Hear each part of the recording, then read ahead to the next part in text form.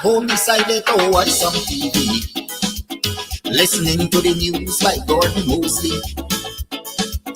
Listening to the things that he say he tracking tonight, paying close attention to make sure I hear it right. Now when I hear the things that he mentioned on the news, I had to declare them kind of thing got me confused.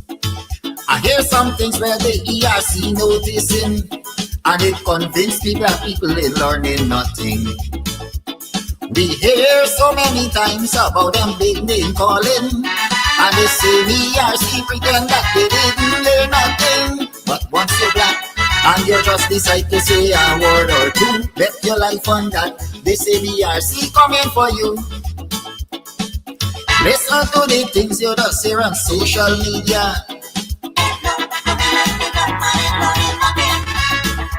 Only one set of people allowed to talk in one Guyana. I still say nothing, black people in learning. But this is my concern. I hope one day black people will learn.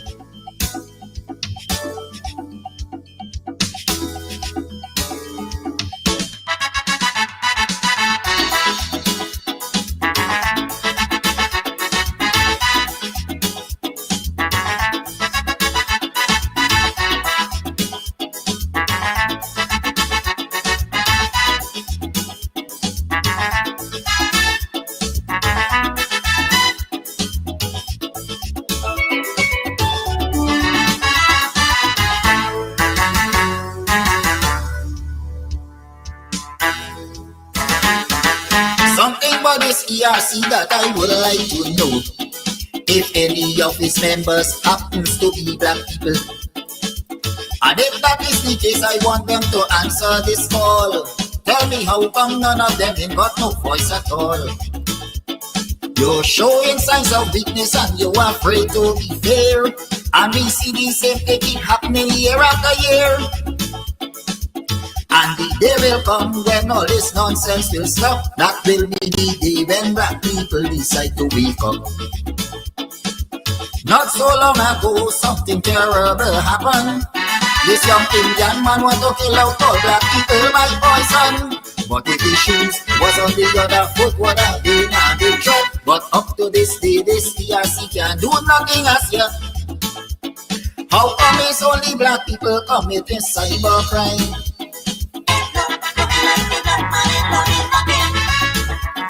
When pretty on social media fussing people all the time, I still say black people in learning. But one day will come when the entire table will turn.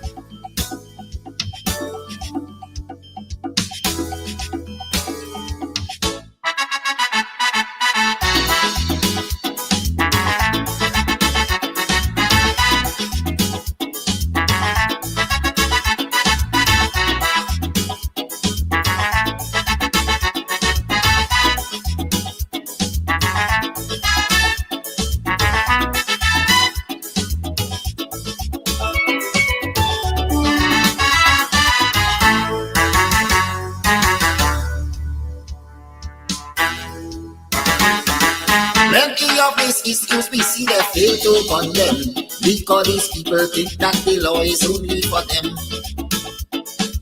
And anybody else who decide to file a complaint, they go call you a racist and don't want to hear nothing. Plenty complaint from time to time has been brought to their attention, but because of this one-sided cybercrime is why they don't show any concern. There's only one set of people that they really care about, and black people must take the abuse and shut them out. Kidaki Amsterdam went to court just recently for an issue that was highlighted by the same ERC.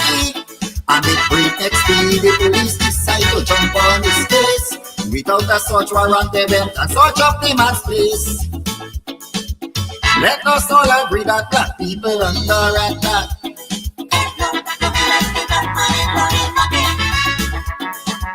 Different laws for you and me just because we black. I still still singing. Black people in London. To all my black friends, we must put a stop to all this nonsense.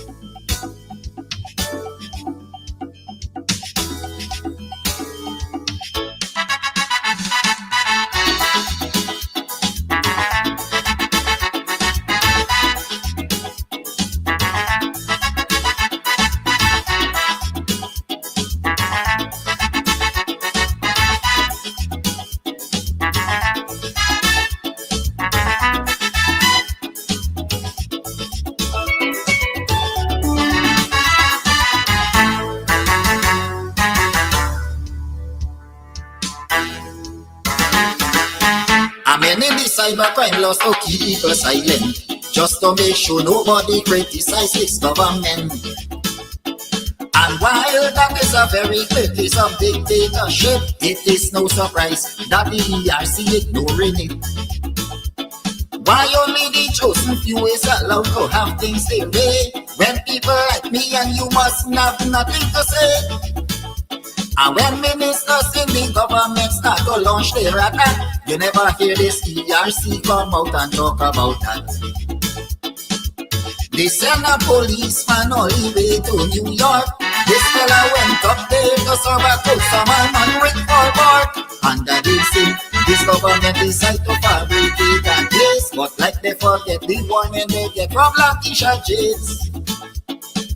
The vice president described that he use as a low life.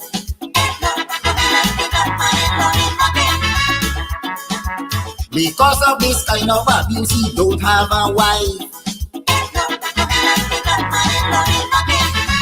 I still singing. Black people in learning. Just the other day, I hope your man see help is on the way.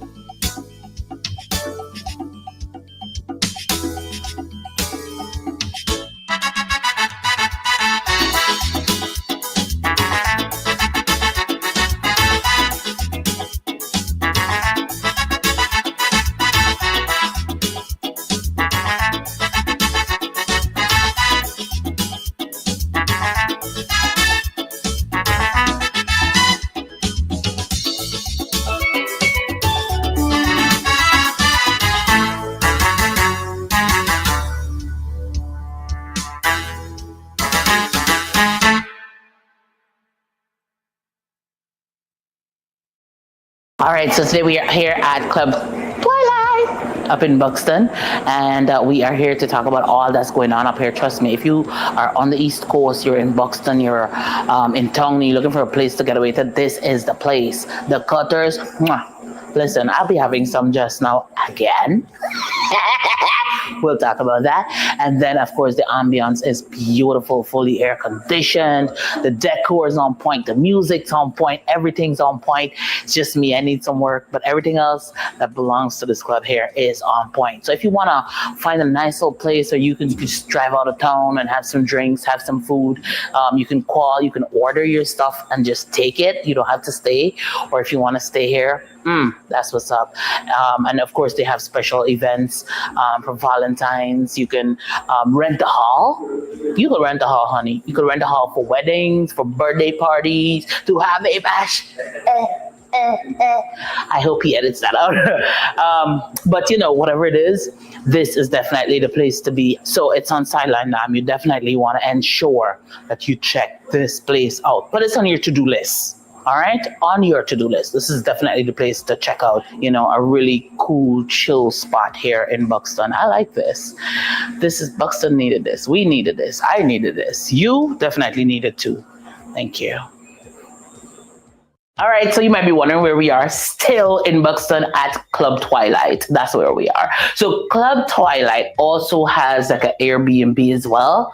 So you could come, drink, drunk, and come in the back here and lie down. Look at that. Look at that. Perfection. And the people come in the room and so on. The bed sheet matching the blind, matching the carpet, matching the this, matching the that. We know but we things in Buxton don't play with we. So definitely if you want to come and, you know, you may be having a wedding or whatever and you just want to overnight and just have a good time because you're going to be drunk, we got too much road accidents. So you definitely want to come drink, have a good time. They have several rooms that you can rent. You have your toilet, you have your bath, you have your sink, you have your dining area, you have the pet. This is nice. I like it. Anyways, to my friends and my family, if you're looking for me, I'll be overnighting. Also, for those persons who are traveling in from overseas, you want a nice, cozy place out of town, then Club Twilight, call them up, look them up on social media. They have their own Facebook page, and ensure that you come up the side and have a good time. Have a good time. Have a good time. Sorry. I'm sorry. That's it. AP and you, rise Guyana shine. Together we build, now is the time. With Aubrey strong and heart so true, we're rising up. It's me and you, vote AP and you, for justice care, for every family, everywhere, for jobs, for schools, for brighter days, for youth and elders, better ways. Who you voting for? Who gon' lift you more? Who gon' care for all? Stand up tall and vote. AP and you, go, go, go, go. AP and you, go, go, go, go. AP and you, go, go, go, go. AP and you. How many bowel movements do you have a day? If the answer is one or less, we need to talk. Everything starts in the gut. Toxins, bloating, constipation, even parasites can build up silently, affecting your mood, your skin, your immune system, and your energy. Ultra Body Cleanse is a simple 15-day system. Morning tablet to flush from the inside. Nighttime tea to detox and reset. People don't realize it, but most problems start in the gut. And when you clean it out, you feel lighter, you look healthier. You finally go. Like you should. Don't wait for symptoms. Ask your artist distributor today how to start your Ultra Body Cleanse. Buxton, Guyana, it's here again. The Black is Beautiful Cultural Evening this July 31st, Buxton Line Top, featuring Mark Batson, Divine Stars, Brian Chester, Eyes of the Ancestors on the drums, Buxton Fusion, and the indomitable Yoruba singers. Lots of songs, poetry, Nancy story, dance, and lots more cultural entertainment.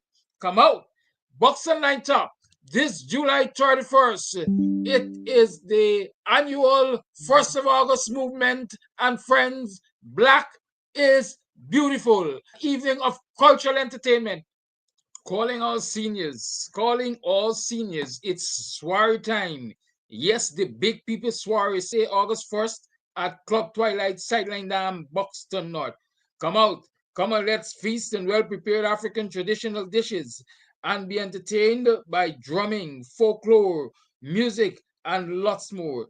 Admission, it's absolutely free. Come out, let us celebrate our elders. It's the Elders Soiree at Club Twilight, Sideline Dam, Buxton North, August 1st. Come one, come all. Starting time, 12 o'clock, midday. Are you looking for tents to rent? Well, look no further. At EC Party Rentals, Sideline Dam, Buxton North, we have tents in all sizes and colors. All sizes of tents we have. Small tents, big tents, medium tents, extra large tents. Call us on 622-5933. We have what you need. EC Party Rentals. Big on tents. Are you hosting an event? Do you need ice, party ice in large or small quantities? Then call us at 622-5933 for the best party ice available. $1,000 per bag. We do delivery. EC Crystals, Sideline Dam, Buxton North. Call to have your orders filled today. Planning a party? Worry no more. We have all the supplies you need. At EC Party Rentals, we have folding chairs, folding tables, square tables, round tables, long tables, short tables, big tables. We have chairs, red chairs, gold chairs, white chairs, crystal chairs, chairs of all type, throne chairs. What you want, we have. Food warmers, coolers, ice, beverages. At EC Party Rentals, we have what you need to have a good time. You plan the party, we do the work. Call us 622-5933. Easy Party Rentals. Let's keep your party going. You can get meat anywhere, but for the best cuts of chicken, beef, pork, mutton, and lots more, check out T and W Harris Butcher Shop located in the East Rheinveld Market Meat section. Call us on 609-7168, 641-4494. Ask for Rastaman. T and W Harris Butcher Shop for the best in fresh cut meats and lots more.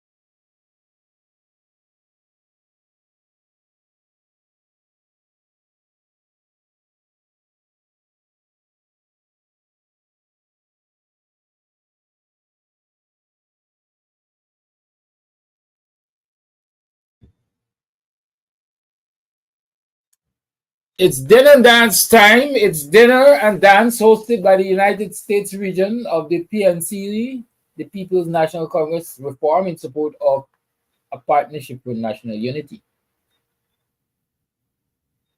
At the dinner, you will have the presentation of the leadership team. That is Ms. Aubrey Norton, Ms. Joretta Finance, and the Ganesh Mai Paul. Music will be provided by DJ Mark, and that event takes place on the 16th of August from 8 to 2. That's 8 p.m. to 2 a.m. at the Grace Christian Church, 434 DeWitt Avenue, Brooklyn, New York. The donation is $40. Okay, you can contact Terrence, you can contact Sandra, you can contact Jason, and you can contact Phyllis for tickets. But Terrence can be gotten on 914-562-4360, Sandra on 973-495-2821.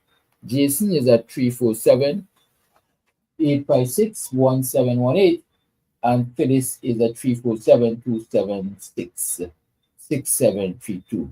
Of course, you are encouraged to support the dinner and dance hosted by the U.S. region of the People's National Congress Reform, being held on the 16th of August in the effort to raise funds for the upcoming elections. Please do turn out, support Paul Terrence, call Sandra, call Jason, and or Phyllis to get your tickets. Okay, folks, please do. This program, you realize,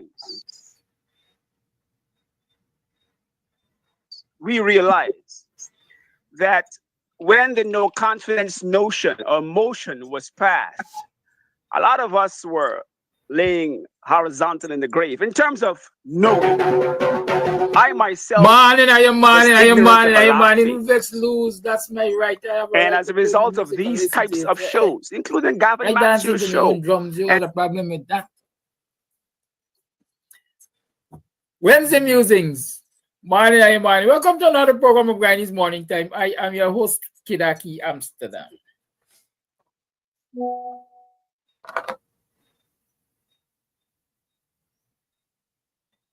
It is now 10 minutes to the 8 o'clock hour. What? on the 23rd day of July in the year 2025. How you been? How you been? How was it yesterday? How was it last night? How are you feeling today? What were you able to achieve yesterday? What about those goals that you set? Have you achieved any of them? What gives you hope that today is going to be better than yesterday and tomorrow? Man, I must get time, man. Oh, God.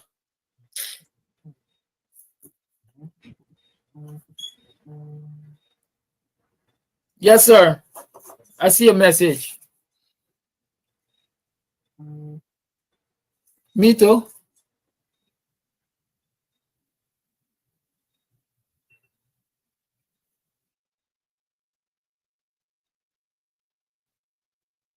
Early enough. Let's talk here after 9. I left on my program later. Let me talk here after 9. I'm on my program.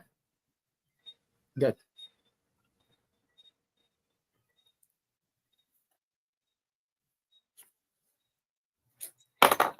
Yeah, sometimes y'all that's got me behaving like them bad bougie. Whatever that is. Yeah, man, you know, man, you know, I know. Can't remember what I was saying. I was asking you if you were able to achieve your set goals. And what gives you hope that today is going to be better than yesterday? And what gives you hope that the morning after the 1st of September, Ghana would be a better place? What gives you hope? Are you even looking forward to a better Ghana? That's what I need to find out. Anyhow, it's Wednesday.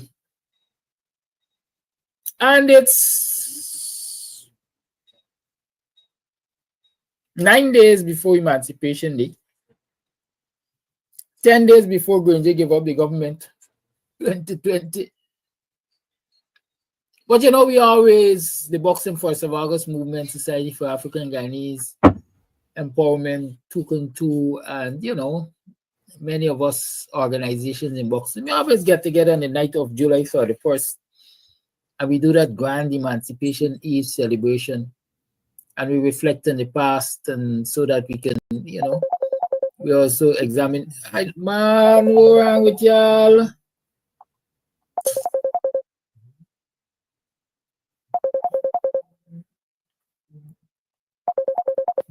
How may I help you? Good morning. Good morning. How may I help you? Don't you know I'm on my program at this time? Talk quick.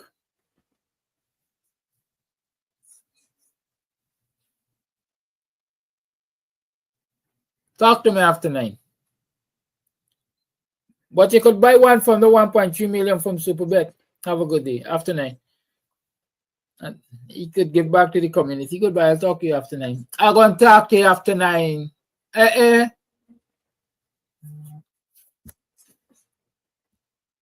Yes. What have you been saying? Yeah, so we are on the 31st of July. We're going to have that Emancipation Eve.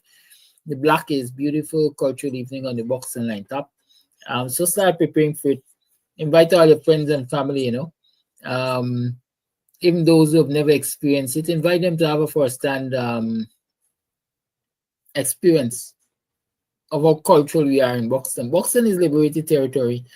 And I always, like previously, I'm going to encourage you, you could start ordering your mixed meat cook-up. Because this year, I'm doing a bad at me tail, a kiss me ass mixed meat cook-up. So come out on the night of the 31st and partake, participate, be entertained, be informed, be educated. And enjoy a good Buxtonian, you know what I mean? Mixed meat cook-up. You can start hitting me up, send your orders by WhatsApp. The last time, a lot of people didn't take my advice. And when they turn up, they didn't get none of the mixed meat cook-up. Good? So let me start getting your orders to mixed meat cook-up. There's also going to be a well-stocked bar with the regular beverages, Banks beer and GT beer and so on and so forth. Those who want to imbibe. And of course, you can get some Marby, right? That will be in the bar too. So come on down. On the night of the 31st, quite frankly, I tell people, don't come expecting anything free. If you get anything free, give thanks and praise. But the free day is really the third. The free day is really the 1st of August. And on the 1st of August, we're going to be feasting our elders at a big people soiree. That is going to be held right at Club Twilight on Sideline Dam. Starting time is 12 o'clock because we're aiming to make it a lunch and after lunch affair for the elders, right? So you come down, you get authentic African food, African cuisine. You get good entertainment with drums and singing and folklore and so on and so forth.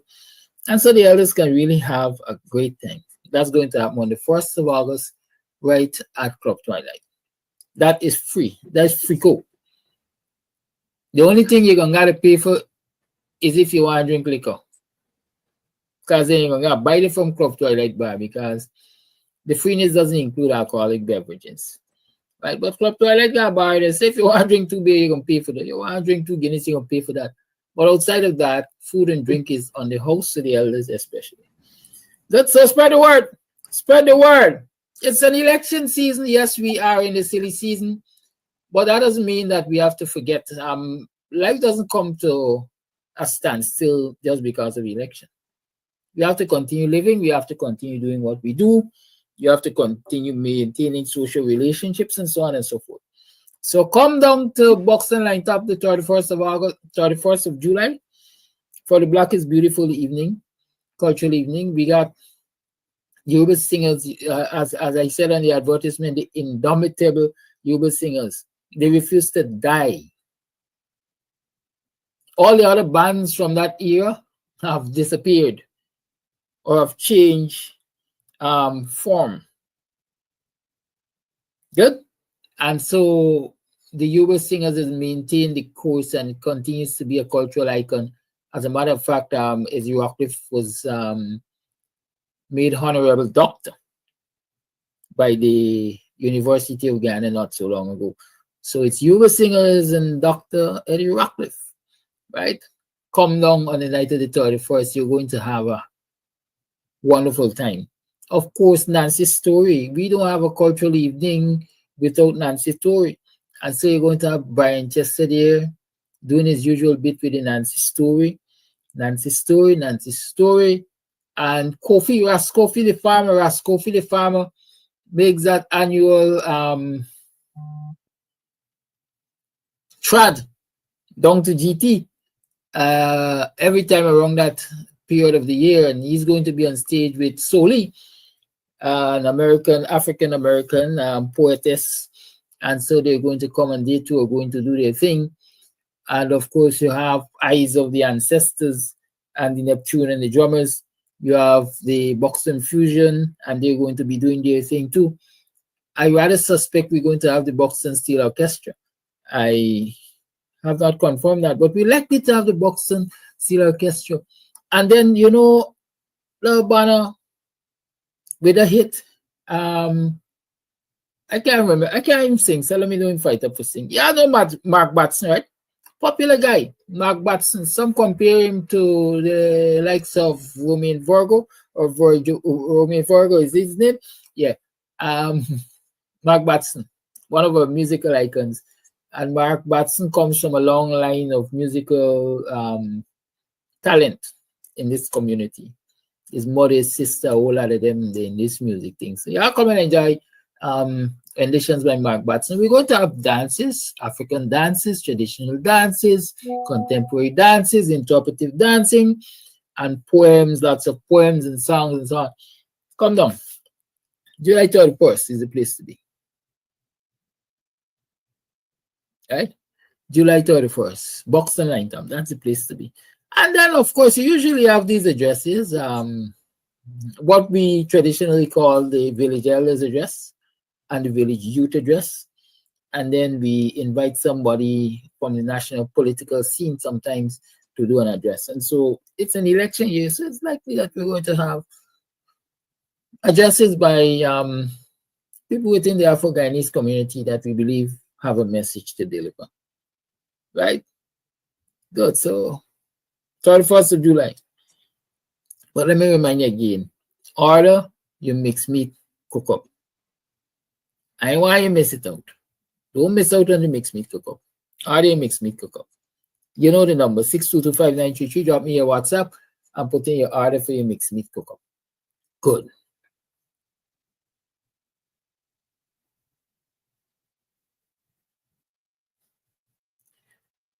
Somebody is asking what is senior citizen or what is an elder. Listen, man.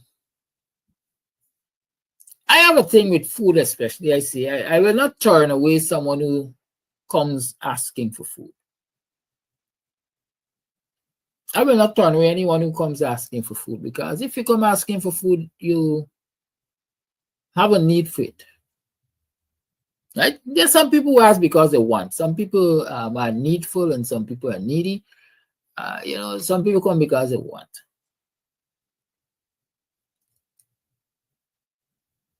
It is an elder's feast. In your own mind, your conceptualization of things, you must have in your head who constitutes an elder, especially in the African Guyanese context. Who is an elder? I expect no 15-year-olds to come and tell me they are an elder. Yeah, they might be an elder for their sibling. But in the social construct of things, when we talk about an elder in a society, we're talking about big people. And I see Flash suggests age 60 and so on. I never attempt to put an age, quite frankly, to it. But I would love to see those seniors who don't normally get out to socialize and have a good time among themselves. I would like to see all of those seniors out doing their thing. Remember in the days when they were yet young and doing folklore and enjoying folk music and drums and so on and so forth. Right? So I don't expect a lot of young people to come and crowd the venue and be a bother to the elders and so on and so forth. But that doesn't mean that if a couple of youths turn up, we're going to turn them away. Right? Like Dennis McKenzie is saying naturally, if you ask for something, you need it. At least that's the impression I get. So even if somebody who is not even considered an elder turns up and they wish to partake, all we can do is allow them to partake. So in short, let your conscience be your guide. You decide if you can be considered an elder or not.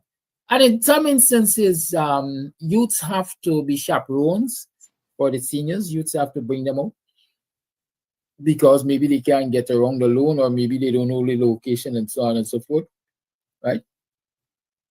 I don't know that I will allow a young person to bring their, let's say, grandparent or grandparents here to have a feast and then I got them sitting down with dry mouth. Can't happen. Right? Good. So that's the story. Good. So that's that. But there are lots of other things for us to talk about. Lots of other things. Ghana is an interesting place. Ghana will always be an interesting place. We are going to. AP and you, rise Guyana shine.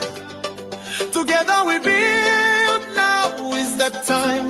With Aubrey strong and heart so true, we're rising now. It's me and you, oh, AP and you, for justice care, for every family, everywhere, for jobs, for schools, for brighter days, for youth and elders, better ways. Who you voting for? Who gon' lift you more? Who gon' care for all? Stand up tall and vote. AP and you, go, go, go, go. AP and you, go, go, go, go. AP and you, go, go, go, go. AP and you. How many bowel movements do you have a day? If the answer I see people getting nasty this morning, and I want to warn y'all. Don't get nasty on my program. Do not get nasty on my program. I can stand. I say this is a democratic program. People have a right to talk. People have a right to respond and so on. But the one thing I've always said to you, don't come on my program and cuss. If I want cuss or I want cuss on my program, I'm going to do it. You don't come on my program and cuss. I see somebody, I'm looking for them. I like a black them already, I ain't sure. Who come out here and throwing the S word around. Right? I'm not going to tolerate that. Good. I'm not going to tolerate that. I also saw somebody using another S word, I think. I'll be very careful. Yeah, this is David Cook for me. This is David Cook. I'll look at David Cook. David the Cook. Good. Shows a certain level of illiteracy. If it existed, why they had to make changes? Having said that, let me block you. Now I'm going to delete the comment for now. I'm going to delete the comment. I'll get a second chance. Because I want to address you. If it exists, why they have to make changes? The only thing constant in life is change. And something could be brought into existence in one context. A law can be brought into existence to deal with a particular phenomenon, a particular thing at the time. And as time evolves, as years pass, they say hindsight is 20/20 vision. And so you start to recognize that this law is either ineffective because of the way it was constructed, or it is too harsh because of the way it was constructed, or it is too narrow. Later you can ask me why you're getting half screen. Is your screen? My screen is full, right? Oh shoot, I was going live on TikTok. I wonder if I went live. I can't remember. Oh yes, I'm actually live. Sorry, y'all, TikTok.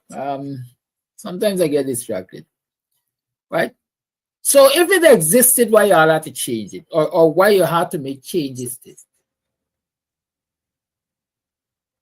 Because when you look back, you come to recognize the shortcomings of some stuff, and therefore you need to adjust it.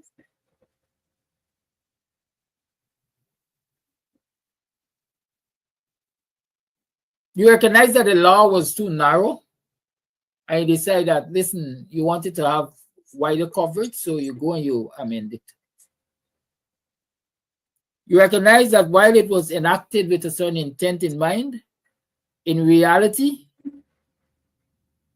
implementation is not achieving that intent, and so you go and you amend it.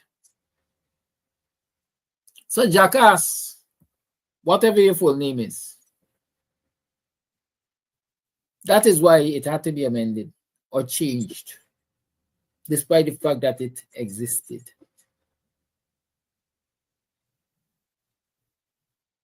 You exist, but it seems you exist in a state of decadence. So a little change might be able to help you.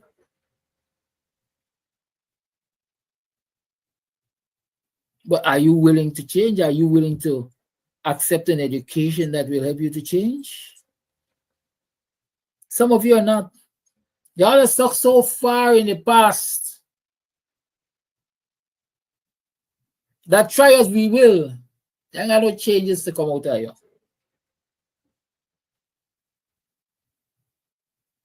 And if you don't want to be educated, or you're not willing to be educated, I think you're on the wrong platform, because this is where we share knowledge. We try to educate. Good? So beat out and go on. Don't come back here and cuss. If you cuss again, I'm going to simply block you. Right? Good. And those of you who are regular viewers of the program and so on and so forth, you know where I stand on it. And so don't let nobody draw you into that. Because if you get drawn into that, then I go and do my thing. Winston Jordan is telling Dennis Champagne Collins, girl, you gotta be careful. Elders and seniors, those are revered titles in the African culture. At 61, you should be proud of either title. Senior among your peers and elder to both juniors and seniors, imparting knowledge born out of accumulated experience. Have you ever heard of the term the griot? The griots in African tradition are elders, old and experienced people who have lived through decades and who have lived through the past and so on. And they are considered the historians of a particular community. And from my understanding, they would sit under the big tree. All African community always seem to have a big tree at the middle. In many areas within the continent, you'd find what we call a baobab tree. Y'all know the baobab? And they'd sit under the baobab and they would impart knowledge. That is why we have a way of saying, come and sit at my feet. I think the Christians will tell you Jesus had people sitting at his feet, learning. In the African tradition, we talk about the griots. They sit there and you go and they, they impart knowledge to you by way of Nancy Story, etc. The oracles, Annette Cummings is reminding of that term too.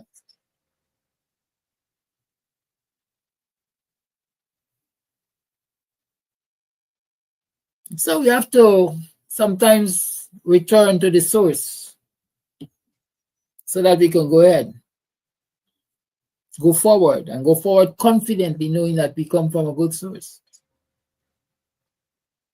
Right? Good. All of that is politics, Culture is politics.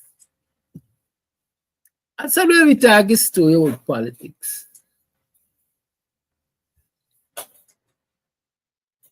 I see on the political scape, and Mr. Jordan is there. I hope you will address that in the morning. The Demerara Bank has taken action perceived to be aimed at supporters and leading members of the WIN party. I woke up to messages and TikTok videos and so on of St. Louis and Pittsburgh, I think is the name, along with Primus.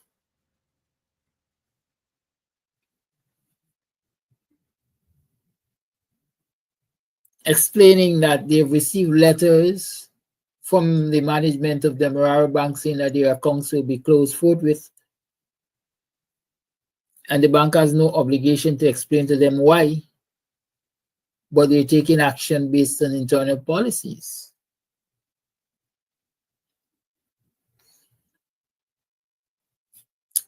And I also have seen,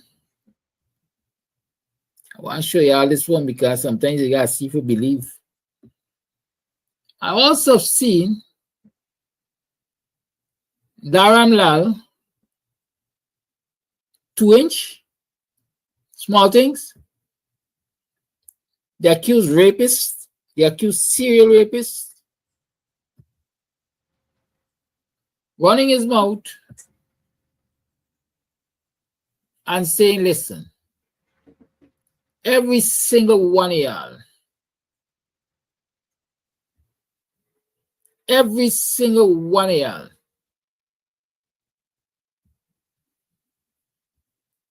must feel the heat. My words. Because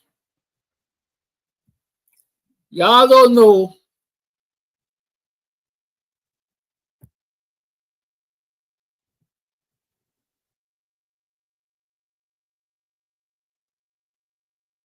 the murders, the drug trafficking, the this, that, and the other. I'm throwing it up on the screen so you could see for yourself.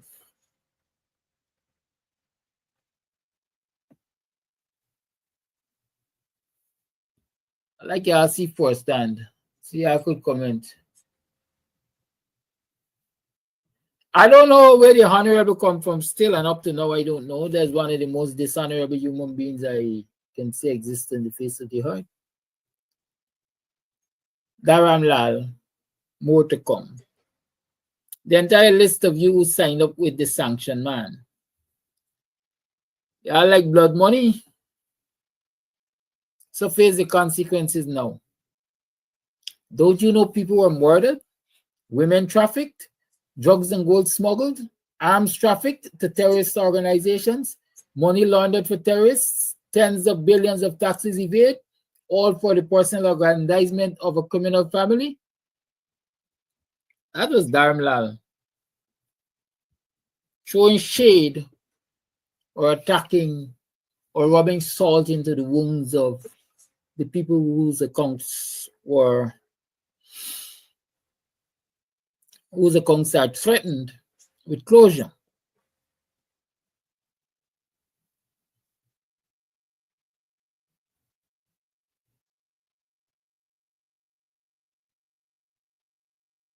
And he's saying the people, those people that deserve every bit of it.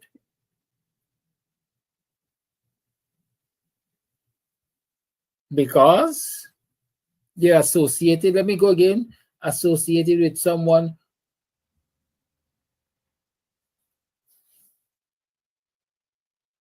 who murdered, trafficked women, smuggled drugs, smuggled gold, trafficked arms to terrorist organizations, laundered money for terrorists, evaded taxes to the tune of tens of billions of dollars.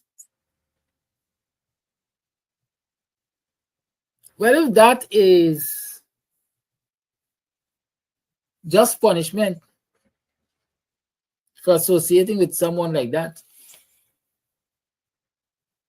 what are all of these people doing with the PPP?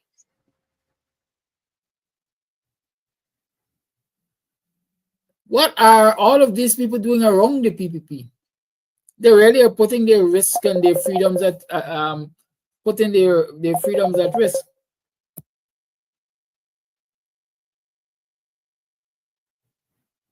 Because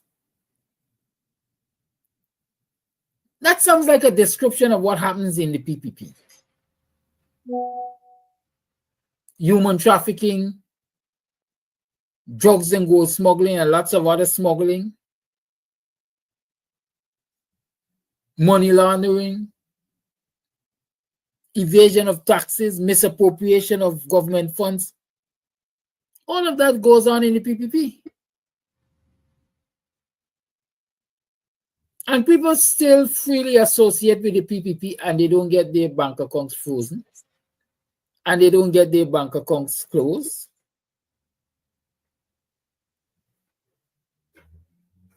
So that I think is a clear sign of double standards coming from the Marara Bank. And I wonder at the same time which bank may Toussaint banks with. Because if it is a case of your accounts being frozen or closed and so on because of this American OFAC sanction, then May Toussaint should be suffering the same fate. But we haven't heard of that. Or is it that May Toussaint could bear a strain and she could have had her accounts frozen or closed and she didn't make a big fuss about it? Because she wants her private business to remain a private business.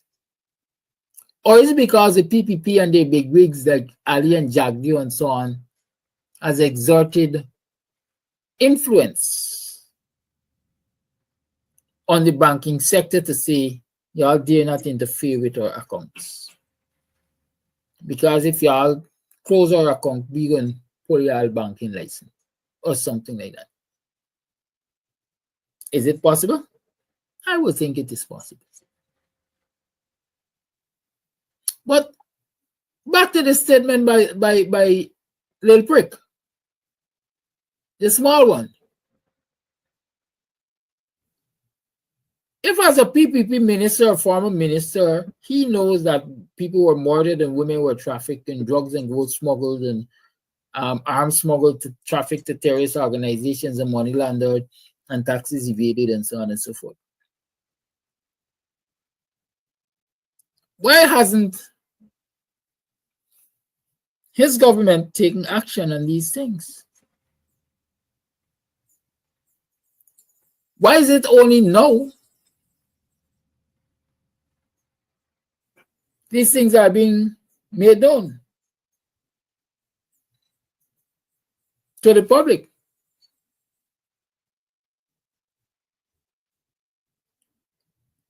Is the PPP crime family complicit? Or was the PPP crime family complicit? I believe they were.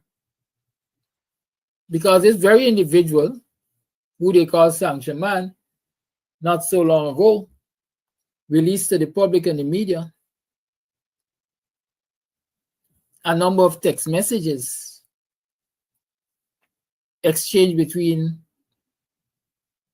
the so-called president Ifeanyi and himself. And they were talking about evading duties.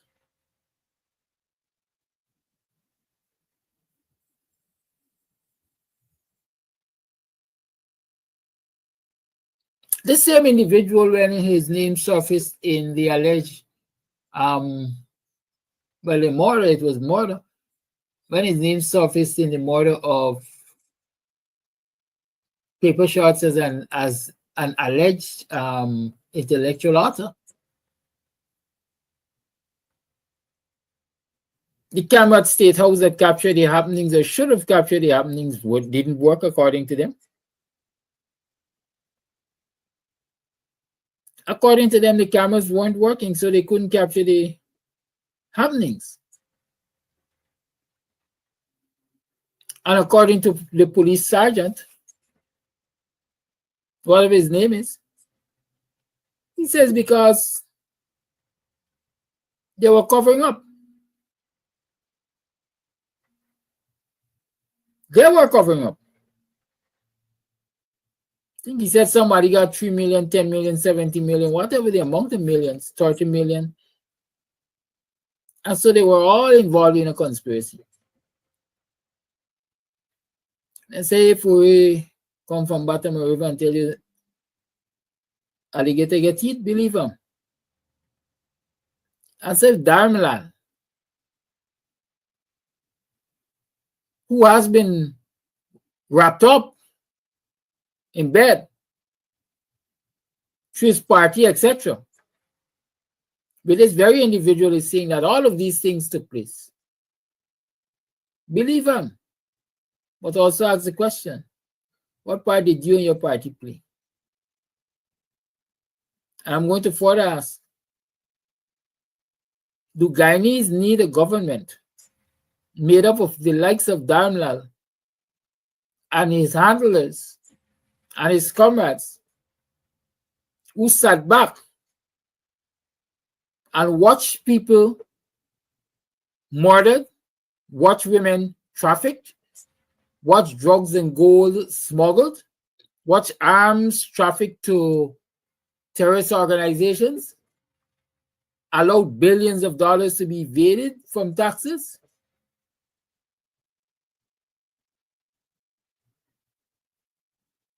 For the personal aggrandizement of one criminal family, according to Daniel? Do Guyanese want a government like that? If we don't want a government like that, then we have a responsibility to get the PPP from office. Diane Primo, please restart your device because as far as I know, we are having sound. Is that the kind of government we want? This is a former minister of government coming out to say that a man who is now contesting the elections against his government has been involved in all of these things.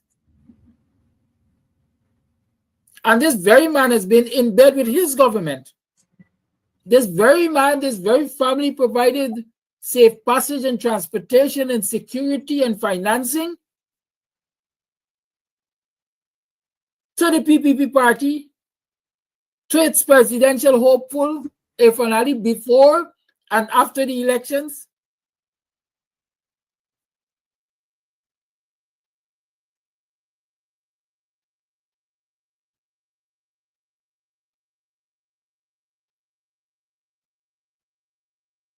And they, at that time, didn't say all of these things. They didn't criticize this contestant, opponent, then friend, but they were allowing them to have, apparently. So is that the government you want? I would shudder to think so. There is another reason why the PPP must be gotten rid of. There is another reason why we have to vote resoundingly against the PPP in office. And definitely,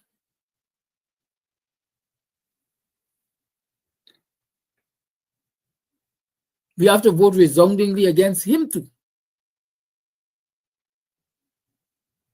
Because if these allegations were to be true, and this man wasn't in political office, imagine when he is in political office, what might happen. His opponents might be disappearing.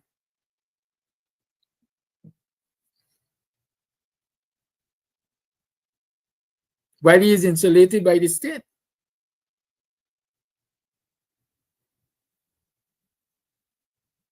Is that what we want? In this fastest growing economy with the worst possible healthcare you can have? In this fastest growing economy where the people are living below the poverty line? Is that what we want? Criminals in government? Whether they're from the PPP or this criminal family according to Daimler? I doubt it. I doubt it. Young men and women, ask yourselves if that is what you want. Is that the uncertain future you want?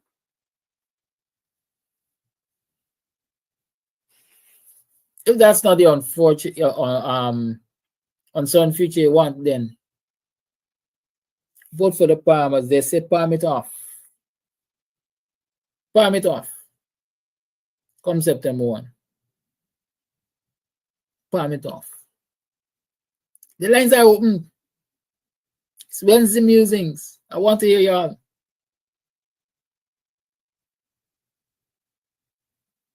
Are the actions of the Demerara Bank justified? And if the actions of the Demerara Bank are justified, why haven't we heard of other banks closing accounts with people associated with this new political party? Why? Are they blatantly flouting the laws? Or is this a public financial institution taking political actions? I'm asking, I don't know. Call you on, good morning. Morning. You see, this reason where you see you put out there for the Gaddafi concerning the youth them and going behind the blue and all them kind of thing. It's so important. You know, what we're saying. It's so important. What we're saying because these youth are really getting feed the right kind of message and them kind of thing. We got to use up a lot of this time here and encourage them youth and encourage them youth with the real cause and the real seriousness. Yeah, in the thing because this PPCM making to they becoming brutal And I want Sister Manza Walton for Noda. I want Sister Simona Broom for Noda. I want Brother Norman Brown for Noda. I want Brother Richard Bork for Noda. I want um, James Bond for Noda. I want his name, Jorman for Gira. I want all them for Noda. That this is so we allow this here for slip up just because the self feelings and all them kind of thing. We gonna get money, them gonna get the money, and we gonna spend it on a lot of things that we not gonna really like because these people gonna get real brutal and dirty. You see how they start? How they start with the opponent, the freezing bank, what the thing mean, transactions and all them kind of things. And we got to get serious. Got to get serious. All these ones who were gone over and farm their own little party but the Nigerian land done. Y'all know righteousness. Y'all know righteousness. We end up in a whole thing that is one option we get. This kind of thing we talking about get that table and all them kind of thing. All we can do at the table. No matter we twist it and turn it all we can. And once we realize that all we can get to the table, we gonna know that the duty is to pile up on the one that we got. Because it's all we get. You can put aside we feeling it's not gonna be nice because anytime we this is so you gonna step on all your shoulder. I can't come and tell you but who this and who done them kind of thing. Because y'all is being recognized. It's the manzo with all the y'all being recognized. But lead me through this is so and thing. And y'all take this thing for granted. Y'all take this thing for granted. We get on the bandwagon, sing one tune, but dump this evil force with this thing is serious. You are able to sit at table and them kind of thing. All we can do there. When we put a coup there, all we will feel like we did it. We will feel good. Because we know that we is a far better choice for me than to let this brutal force go in there. We know that. I hope that this ain't reach the ears. But them same ones who go get into it, they them feelings and all kind. They hope it reach the ears with love to. And then we understand where's the duty and where's the call. Got the evil force to move. Got the evil force and we got to come in one accord. Got to come together to move the force. And we're gonna enjoy it. We're gonna enjoy it. Blessed love though. Thanks for the time.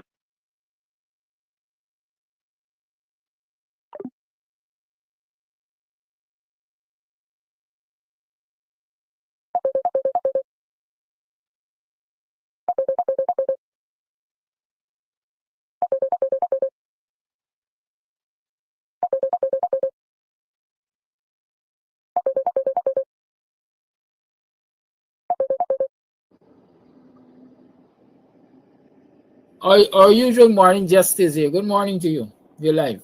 Good morning, brother Amsterdam. I tell you, right, call me what you want. It don't bore hole in my skin. It don't make me teeth fall out my mouth. I don't do nothing to me. Anyway, Mr. Amsterdam, let's get to business.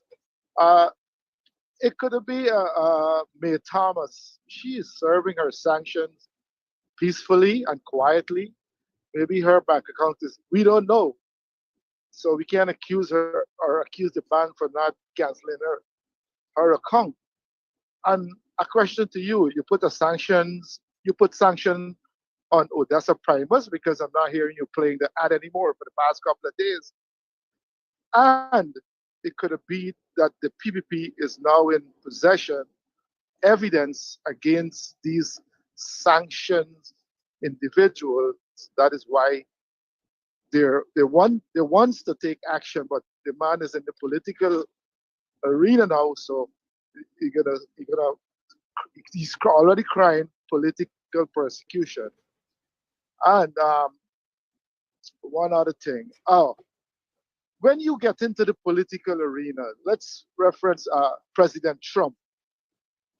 in his prior term, as soon as he throw in his hat into the ring, they start bringing up his past, all about prostitution, tax evasion, and all these things. And I don't see a problem bringing up the past on this guy. This guy is no, this sanctioned people is not innocent, or they're not saint. And if you want to jump in the political arena, you got to face the consequences.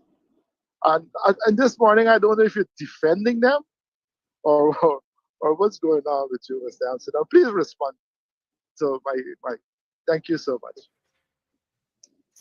You asked me not to address you by your name, but I just can't help because your name is your name, right?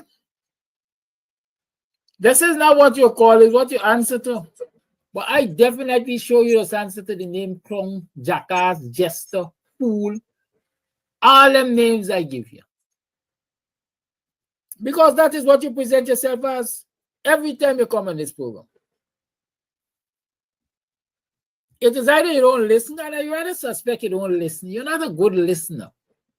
Or even if you tune into the program, maybe you hear, but you can't interpret, you can't understand. Right?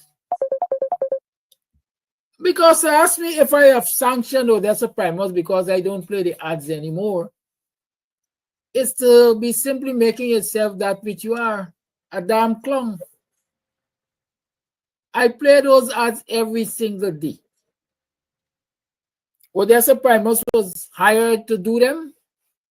She did a darn good job. She was paid for her job. And we utilize them every single day. So for you to come and insinuate that we don't play them and we sanction in Odessa, you're just making yourself or conforming to us what you are. A damn fool. Is May Thomas dealing with her sanctions quite possible in some backroom office of the PPP? Or is she working in some backroom office for the government? Because rumors has it that she's still on the payroll. She still gets her full pay.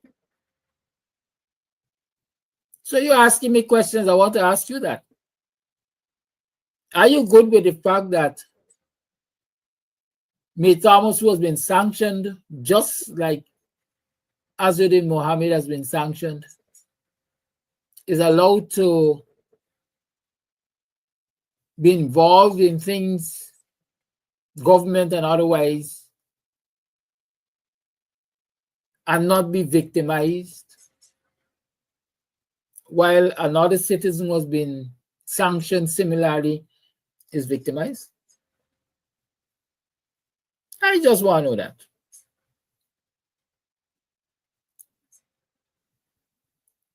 Sonny Mahario, why you don't go and feel in the dirty gutter for two gunga? Eh? Go feel for two gunga, no man. All the parties put together can't beat the PPP. I am saying this without fear of success or contradiction. If the PPP were to allow GCOM to be fair in the hosting of these elections, they would be annihilated. They're going to be destroyed. They might not even get 10 seats.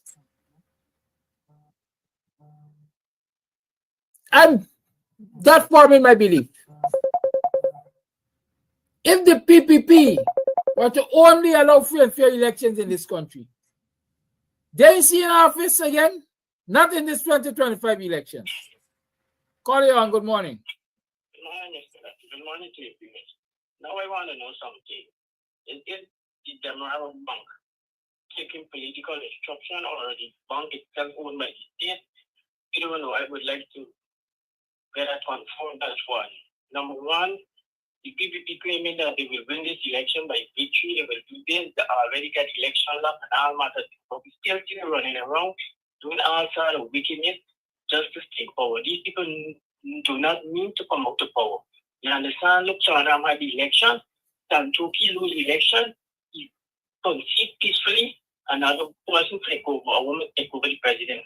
But these people so taking a hypocrisy. You understand? These people think they own this country. They're doing all kind of wickedness and evilness just to take power.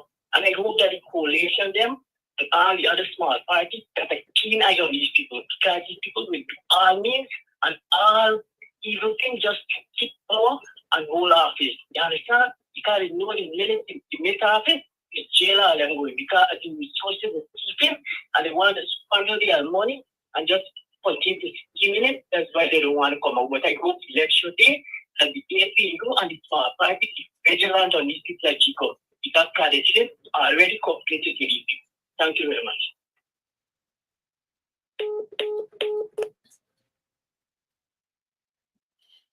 Thank you very much. The lines remain open. 6225933 is the number to call. It is 19 minutes to the 9 o'clock hour. You're tuned to the Guyanese Morning Time. I am your host, Kidaki Amsterdam.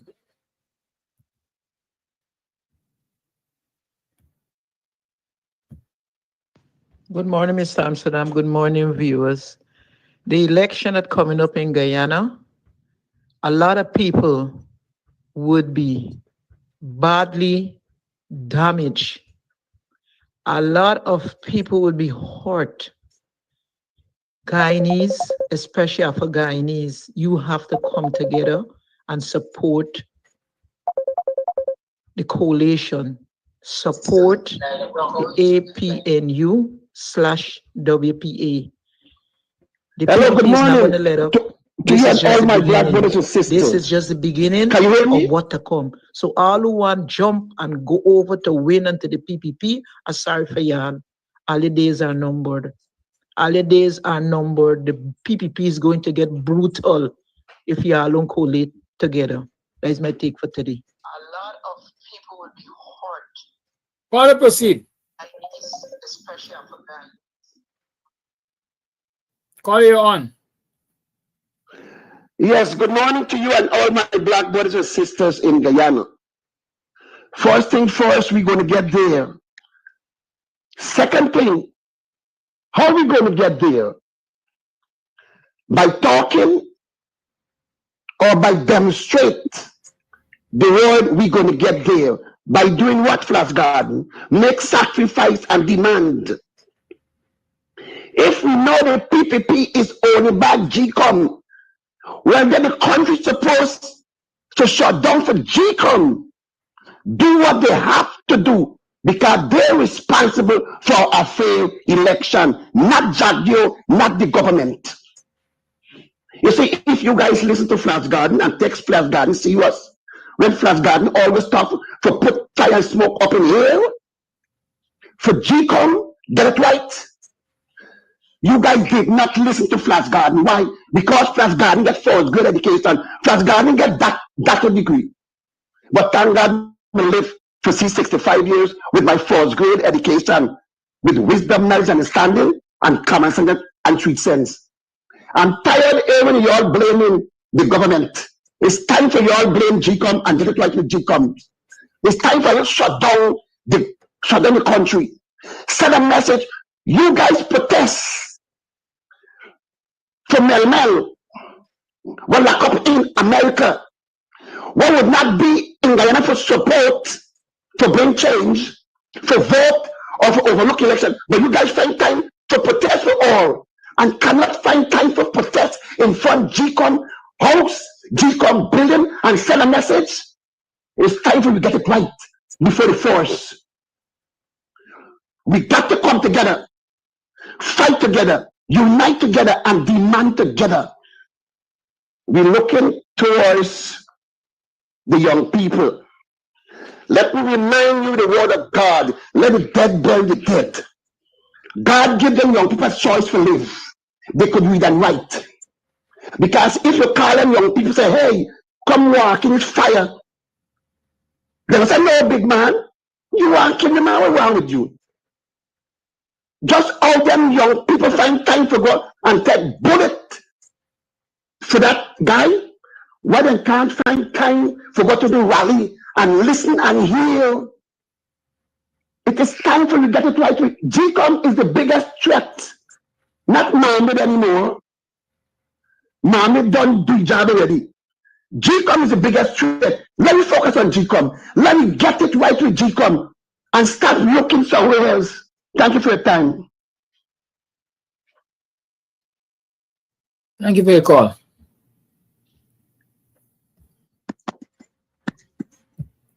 Again, sometimes we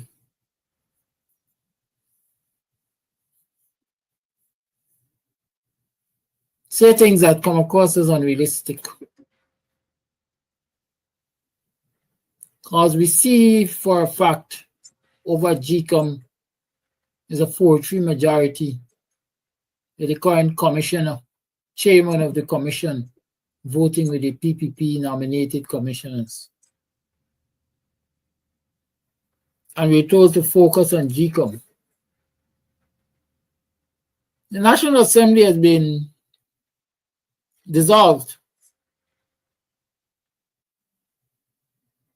So you can't go to the National Assembly now to amend any laws, to implement some of the things that we were requiring or we were demanding, we were asking to be put in place to these elections.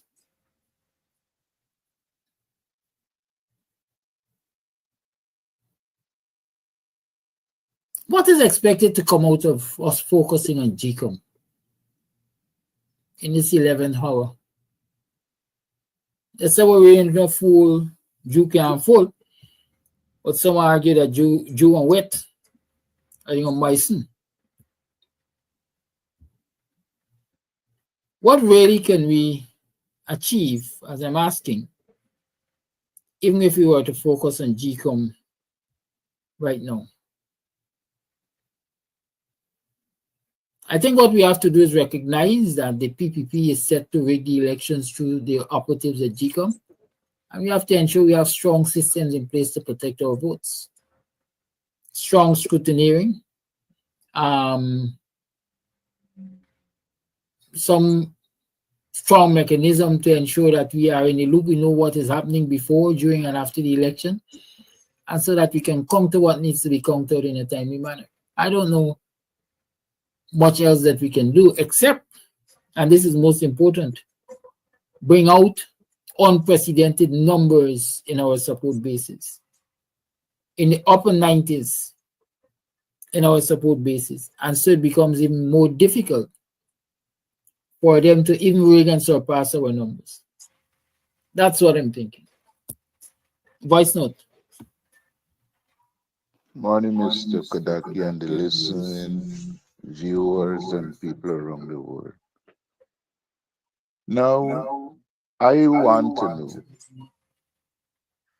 how in hell Dharamlal could make these allegations when all of them went under the banner of the PPP, with all the big drugs and gun were being get bust in the African country and that kind of thing. Even to when it's so mixed up. When I look at the international community, America, Canada, Britain, and all of them come under the same damn stupidness. Because how you could allow administration juggling all these things? How you could allow administration juggling all these things and still functioning? These people should have been already cast out of office. Now you, Dharamlal, talking about drugs and all kind of things. It's under Barack and Ali Watch. Just like how you rape. It's been alleged, just like how you rape the little girl. And now they take you off and bring you back in the system. Guyanese not see this as a dirty, stinking, nasty PPP government. Yeah? What I really want to tell people blind or they get memories, is one thing over and over, all good fun, all going on with. Who tell you to talk, by? How you can talk? Is one thing right now in the PPP, with all these people who have been convicted and all kind of thing. Oh my gracious. You don't permit to talk, by. Everybody can back morning viewers. Morning, all right, everyone, guys. Show the length and breadth. of this country. This message is to our black people in this country, all Guyana. Black people, when you are going to wake up, when you are going to wake up, you don't let Muhammad and the PPP fool y'all to the stump, buddy. Come on, man. There's no other party to investigate Adriana Young matter but the APNU, the coalition, the opposition party. Is the only party when I get into power gonna open this door case. Why you believe that this install government don't want the FBI to come to Guyana? Because they know if they come, they will open all cases and all gonna be included them. That is why they're so scared. All Muhammad case are going anything open. Muhammad talking the same thing open case, but this man fool the yard black people. What will this man do to Doggy? Doggy is a real dog. This man dash Doggy under the bus, buddy. Guyanese people, black people, y'all wake up. Y'all wake up. This man is a no follower. This man is a member. This man is a member of Win. Come on, bro. What your mommy do? He's a very, very bosom friend. As I tell you, the PPP and Muhammad is bosom friend. Yeah, do not be fooled, guys. Do not be fooled. What's really wrong with y'all? Y'all gotta wake up. He dash. Doggy is a real dog. He just like James Bond and we name Fagrera. Jermaine Fagrera. All three of them is the same people in the same category. Y'all wake up, Guyanese people. And this man, Freddie Kissoon, this man is embarrassing. This man is one of the most racial man they got in this country, Freddie Kissoon. Freddie Kissoon is one of the most racialist man I ever think about. Look what he's telling that woman. Guitar or come from the PNC. And them, I tell them, is real dogs. These people are real dogs. She says she's parents. The Diane people, the band people, and she got no back. Them should ask you why she parents was band people and why she go with the PNC. Why she go over there? All these people are bootlickers. All these people are crab back to the PNC party. There's always a late on this morning. Without Morning, neighbor, morning. Morning, I am morning. Welcome to another program of Guyanese Morning Time. It is now 27 minutes to the 8 o'clock hour, and it is the 24th day of July in the year 2025. Welcome to the program. How have you been? How was your yesterday? How was your last night? How are you feeling this morning? How hopeful are you that we are going to do the thing and take the thing and palm the PPP out of office? I'm very hopeful. I'm enthusiastic. I'm optimistic. I'm brimming with confidence that the PPP time is up. I hope you're feeling the same way, and I hope you have rededicated your energies to doing all that is necessary to hit on every door, speak to every citizen, encourage every neighbor that this is the time to vote for the APNU and get the PPP out of office. If you think it's bad now, then I shudder to think what it will be with the PPP in office in the next term. Look around you. All of the evidence is there. I see people are being penalized for their political choices. Listen, when it comes to the political contest, I go hard. I tell people that I go hard. I believe in what I believe. I rep what I believe. I bring the facts. I challenge my opponents. But I don't think I play dirty. I don't think I play dirty. And if you all can't recognize the nastiness that is being played out in this country by the PPP and vote against it, we're in for some serious shambles. And I like to reference Afro-Guyanese, because the fact is, I am first Afro-Guyanese. I'm Guyanese. But I'm first Afro-Guyanese. Tell anybody I say that. I have no shame for that. I think the problem we have in this country is that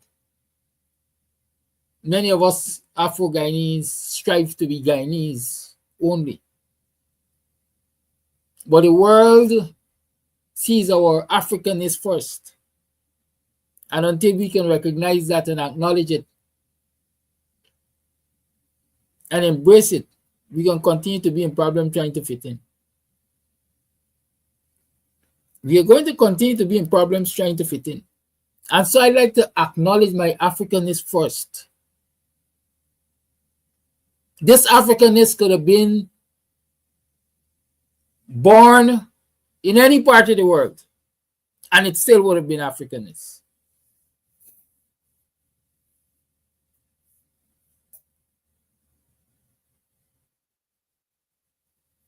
When you have a government, I'm telling you how long this thing going down, you know. I didn't believe me. That can have African Guyanese acting positions of service at the most senior level for extended periods of time. And then out of the blue, as I would call it, pull the rug from under their feet and say, you're not good enough.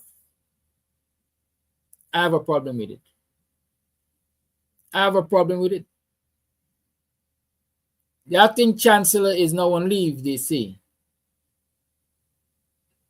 And so the Chief Justice acting Roxanne George is now elevated, or is to be elevated to the acting chancellor position. And Navendra Singh is to be elevated to the acting Chief Justice position. I said to you all before that closer to the election, the PPP is about to appoint about 4 judges that it favors and who apparently favor it in preparation for defending themselves when they rig the elections. And I'm saying to you, without the fear of successful contradiction, that it has started. I got my own thoughts on Navendra Singh, I can tell you that. I have a matter that was called before Singh. And when I went to court, Singh was chatting with the complainant on the corridors of the court for at least 20 minutes. For at least 20 minutes. And when I went into the court, he practically became a part of the complainant's team. I'm saying that. And so I'm saying there's no fairness to be had from certain individuals on the bench. And the PPP knows that, and the PPP will continue to promote them to protect their own partisan interest. It's not only happening in the courts, though. Look out. Promotions are soon to be made in the Guyana Police Force and the Guyana Defense Force. And if you all can recognize what the PPP is doing, good for you. Good for you. I'm saying saving Guyana lies in our people coming out in large numbers, historical numbers, never heard of numbers, to resoundingly vote against the PPP. Y'all believe it or not? I'm not going to comment too much on the Demerara Bank, what I want to call fiasco, with those who are candidates for the Win Party, etc. The competent authority is soon coming, Mr. Winston Jordan. I'm sure he will educate us in some way, shape, or form as to what is playing out over there. But don't forget that the American ambassador, Thierot, or whatever her name is, has issued statements in relation to who is an acceptable candidate and who is not in this country's election. I see that as a clear interference in our local democratic processes, in our elections by a foreign government. And regardless of who the opponent is, and regardless where the opponent is pulling support from, as I sit before you this morning, I'm saying that is wrong and it must be called as wrong. The US ain't got no right to interfere in such a direct way in our elections. They gave us the PPP tyrants for the last 5 years through regime change. And if I were to interpret their current actions, they're aiming to leave that monkey on our backs. But we ought not to stand for it. We ought not to stand for it. We must tell the US, stay out of our business. Let the contest begin and may the better man win. The US had the opportunity through the ambassadors and all of them to call and GCOM to fix the damn list and deliver free, fair, and credible elections to the Guyanese people. But they're not interested in that. They're interested in tilting the scale for those that they can mamagai and those that they can control to give away the wealth of this country. And so I'm going to say to you before I call Mr. Jordan, it's obvious, by now it should be abundantly clear that Guyana will only grow, even with the oil income, and even without the oil income, when the PPP goes. And that we must ensure.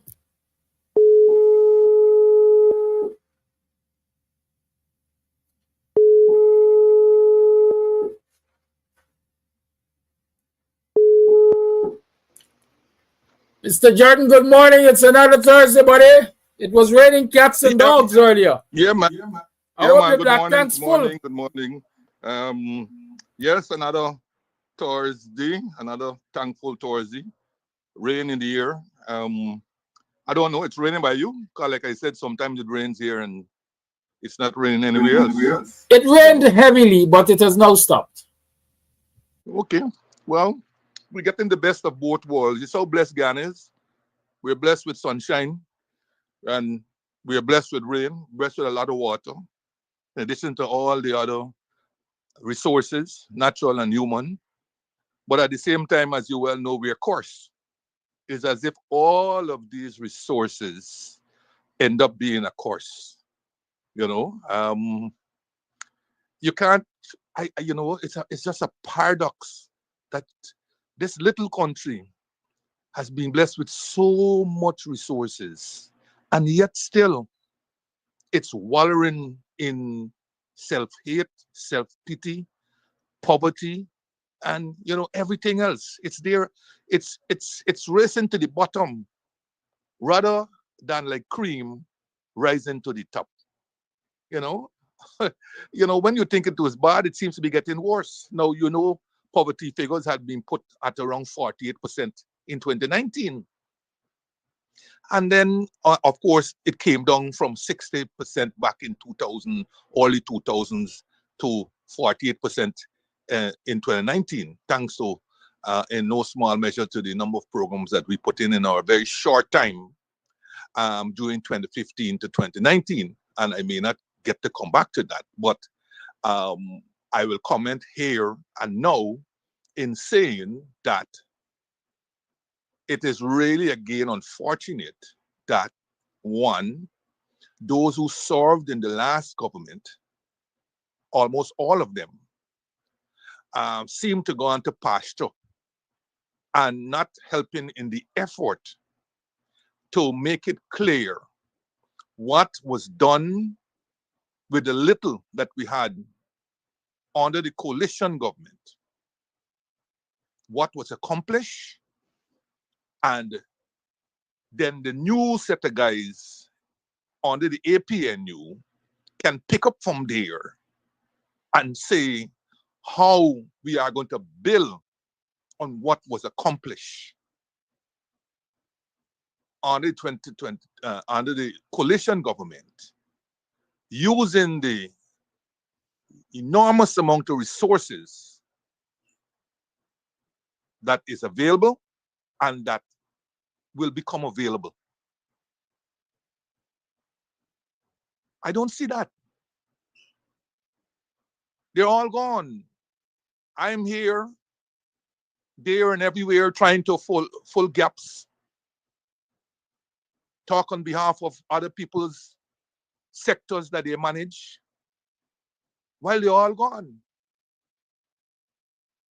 With the possible exception of David Patterson on Public Works, Annette Ferguson, that was at housing and shadowing any number of other areas.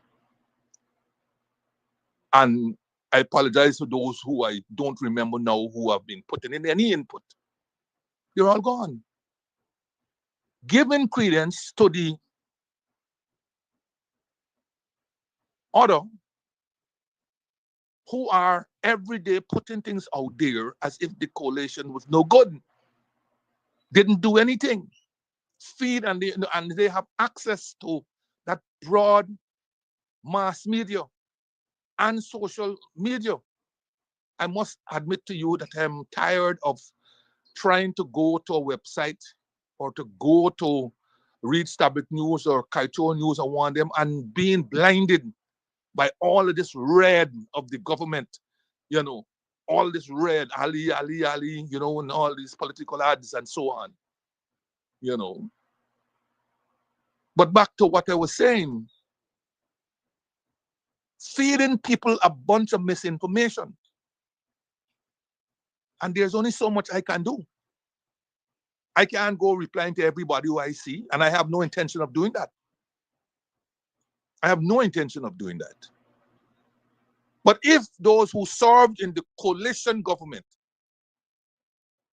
are not proud enough to come out there and represent what they have done, then they were not fit in the first place to serve in the government. Almost none of them. You can't find any one of them. Agriculture, health, education, culture, youth and sport. None of them who serve in the coalition government can go out there and explain.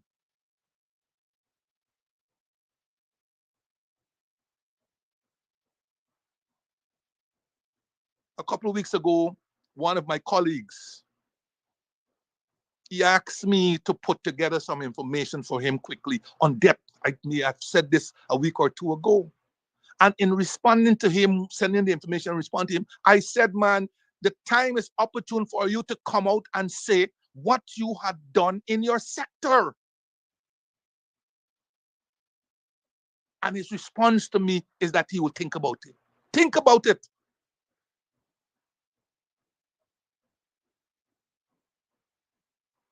What more will it take for those people to come out and say? There was Sherrod answering Priya Manik-Chan about government or coalition government never built any school. It was left to Sherrod, who didn't serve in the government. It was left to Sherrod to do that. What happened to our ministers of education that we had? Yes, I know the first one is, you know, not of great health. I know the other one went and joined IDB, but it can't be lack of disinterest. Even if you're with IDB, can't you send back some of the information to potential people to correct who's perhaps identified as education or something, and let them go out there and do it? This brings me to the second point I want to make with this. I'm just asked, you know, it's not on my agenda for the day, but you know, it is difficult to understand why this is not happening. That yes, There are large numbers of new faces, great people, and so on the list. Fresh faces. And I've seen they are introducing them from time to time, and they are doing a great job and so on. But you must always know your history. So before you appear on any platform and before you say anything, make certain you know the history. I've seen, for example, various people saying fees at UG was introduced in 1992, 1973, 19 this and all that kind of thing. Do your homework, man. Don't come put false information out there. Do your homework. I'm saying to the youngsters, do your homework. Call on the elders for information if you can't find it.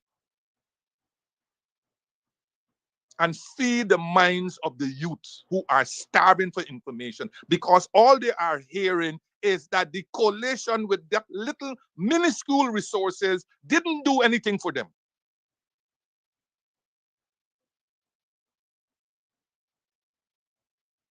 And then we wallow sometimes in self-pity and all this kind of thing. We go in and tell the youths, oh, the coalition could have done more and could have done more and all this kind of thing. Man, that is the end of the tale, not the beginning.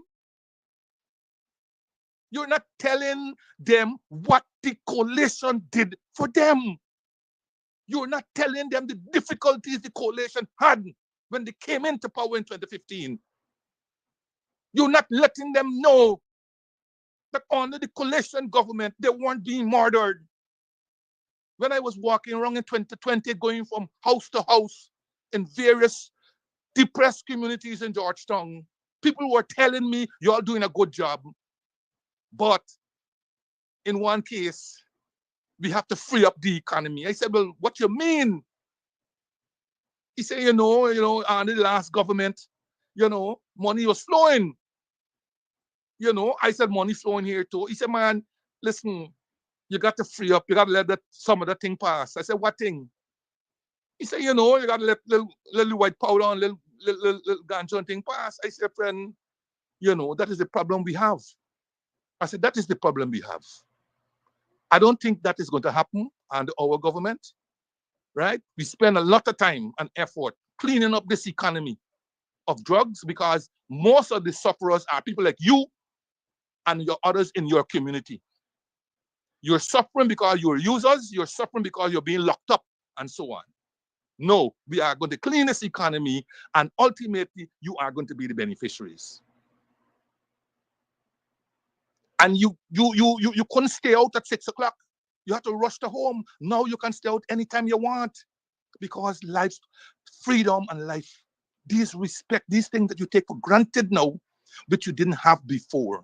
You're not telling the youths, you're not telling them what it is about. Many of them grew up under the PPP, not the PNC.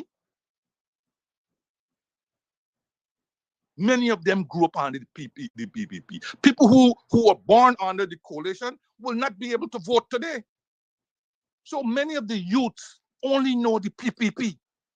And yet still, we are allowing the PPP to put a narrative in there about 3.5 years of a coalition government.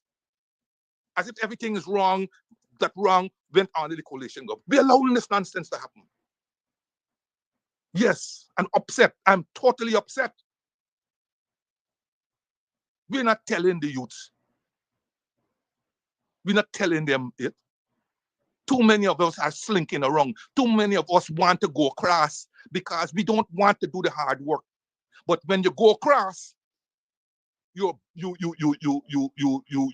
glad enough to be selling newspapers and walking house to house in the boiling sun that you didn't want to do when you were with the coalition or with the PNC. You didn't want to do it, but now you're forced to do it.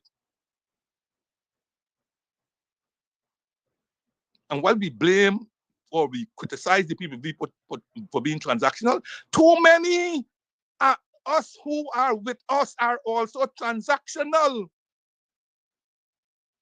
And a recent grasshopper must come out publicly and state what is being said in public, what he grasped up formally. He must come out publicly and state whether what is being said is true or false.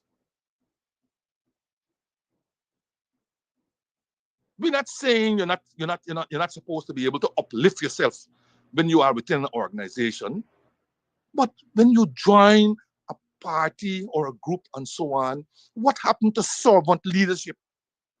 What happened to servant leadership? You got to get something out of it, or else I ain't in it. What happened to the wider community? What happened? Is there no sense of history? Is there no sense of struggle?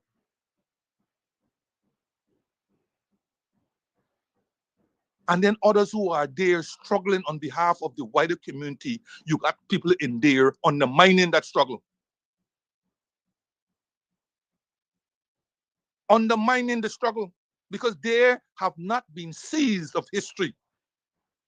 They have not been seized of history. They don't know their history.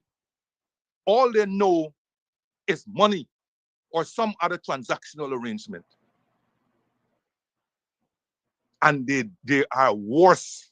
They are the worst kind because they undermine the struggle. It is Harriet Tubman who said, I freed 1,000 slaves.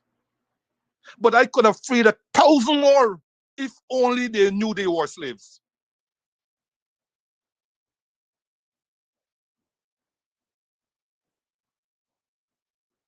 Folks, I'm sorry I got up, but it pains me. It pains me. Even our own, they don't start off with the positive. They run with the negative. They don't start off with the positive. They run with the negative. And then some of them are goaded into accepting what the others are saying. The people, the PPP label you. They make the PNC feel as if they are the riggers and they must apologize. It's not the PNC. People don't understand subliminal messages. No, we're too low down to understand subliminal messages. They're not going to go out there and say Africans must apologize. No, they're not going to do that. But Africans are associated with the PNC, and therefore it must be the PNC who must apologize. And people run with that message. They run with that message because what? We don't read. We don't read. And over the 28 years of this government, they've immiserized the African population. I keep bringing up this message. When I grew up, I read the newspapers, quality journalists back in those days, quality journalists, Blackmun, Muhammad Hamaluddin, Mendes, all these journalists, fantastic journalists. The newspaper was worth reading, Guyana Graphic, Guyana Chronicle, Argosy, and you name it, they were worth reading. One newspapers we used to get on Sunday, and we used to read it white. My father used to read Force. And he ain't giving you even the sports page to read until he done the entire newspapers. My mother reads next, and she would read only some of it. And then it passes down. By the time it's finished, it's white. It's ready to be used as latrine paper. We don't read anymore. I grew up learning about Guyanese history, some of it extremely skewed.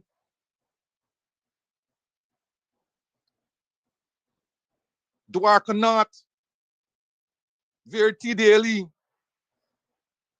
I grew up learning Guyanese history, even at primary school, Campbell Government School.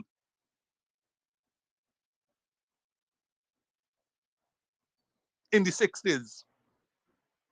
When it struck me and hit me that there were far more East Indians in Guyana than any other race.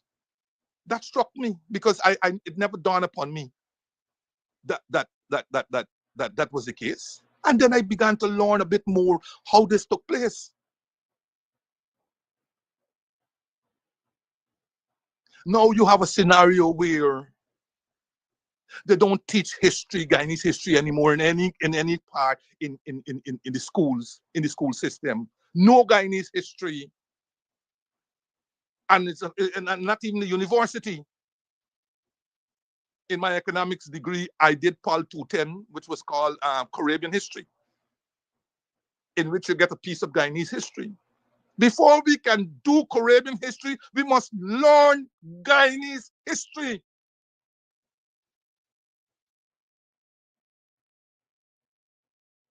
And before AGDA invites everybody else to join in the celebration, they must first let Africans know why they have this celebration.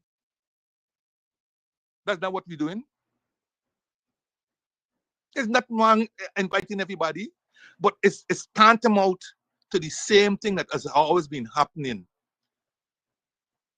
and thankfully being reversed now by Norton, is that you neglect your base while you're trying to run and please other people and trying to bring other people over.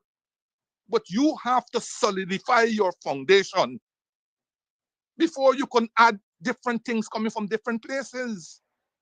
And this is what is the problem now. We're not solidifying the foundation. And that is why you have people running all over the place. As soon as they see a $5,000 and a $1,000, they think that is it. 5 years on, they're no better off. This is why they don't understand their self-independence and their self-esteem is being taken away from them so that they become dependent. So an ordinary thing like a house lot that you should get, you feel the greatest thing that has happened to you when one is awarded to you. Never mind, you don't know where it is, or even if you find it, it's in difficult conditions to get there, and so on. Never mind 5 years afterwards, you haven't put down even a stock because you don't have the money. But you feel gratitude that this has been handed to you. Something that you should get. You feel gratitude if they say water, they can put water in your yard. Things that are standard under the UN and so on. Why? Your self-esteem has been taken from you. And now you have a godfather. You get a contract. Coalition and give me no contract. Now why you under the PPP, I get a contract.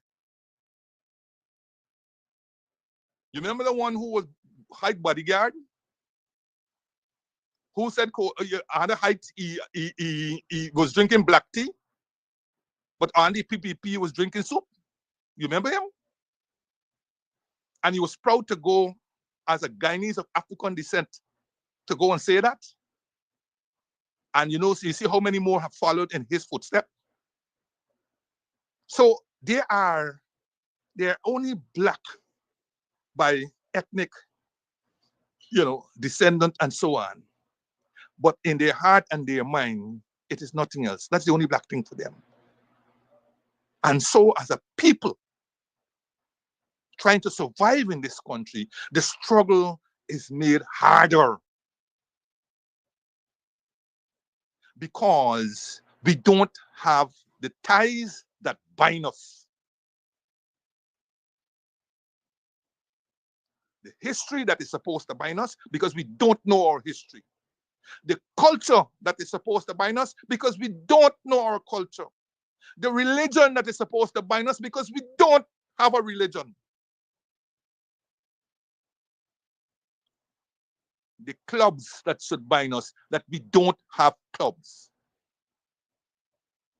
The business people that we should look up to, that we don't have. All the things that, and of course, wealth and intergenerational wealth that we don't have. All the things that should go in the melting pot to push us, they're not there. And so we don't want the arduous task of building those things. We take the shortcut and run over to the other side. As if that shortcut is going to help us to progress.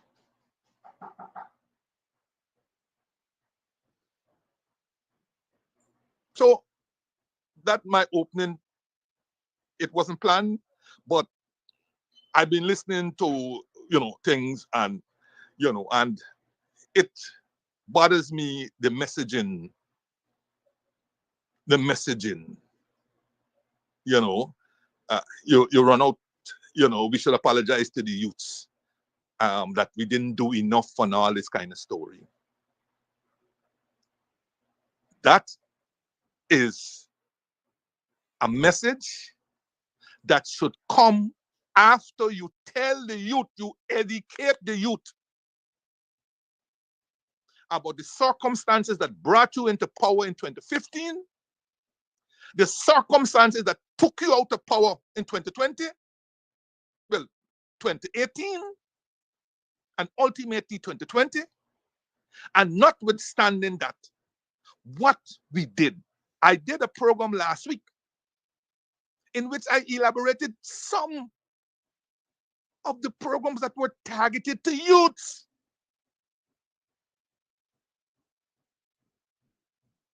We could have gone and checked and see some of the beneficiaries. I named some of the beneficiaries of some of the programs. We could have gone there and checked on other beneficiaries and let them tell their story. But no, we said, down on hall, we should apologize to the youths. I'm not saying we're not supposed to apologize to the youths, but we're not telling the youths what we did for them. We're not telling the youths how some of what we did for them was sabotaged by the then opposition, like the raid program. We're not telling the youths or find out how many youths benefited from the security program that we had financed by the IDB. We're not telling them these things. We run out and take the easy way out. Oh, we must apologize to the youths for not doing either enough or not doing anything more or so on. Well, tell the youths that one of the reasons why we couldn't even do anything more for them is that we had to find 35 billion unplanned dollars to save the same guy Suko that they turn around now today and tell us we didn't like them. Not we, 23 years we want in power. They run Guy Suko into the ground and left it, knowingly left it. The CEO, a week or two afterwards, pick up the traps and gone. 2 weeks, those people weren't being paid. 3 weeks, they didn't receive wages. And a young government come in and had to save that place. Just 5.5 months, 6 months after coming in, we had to find $12 billion right away to save Guy Suko. A Guy Suko that should have been giving money to the treasury, not taking money from the treasury. You know what we could have done with that same $12 billion? Yeah? You know what we could have done? And as if that were not enough, throughout our entire stay in there, we had to end up giving to Guy Suko over $35 billion plus securing a $30 billion bond. All of that we did for a Guy Suko that did today, saying that we didn't want. And when we were about to bring back that place, boop, they come in like knight in shining armor, riding in as if they were there to save the day. We're not telling the people the truth. We're allowing other people to script the messaging, script the narrative, and make you feel bad. We're not telling them anything. I see one of them the other day talking about how we even increase fees on the donkeys or something like that. This, time is precious, and so you don't waste your time on these people. You don't waste your time on these people. Like I said 2 weeks ago, analysis has beat some of these people, and some of the jackasses are the ones who profess to have education in them.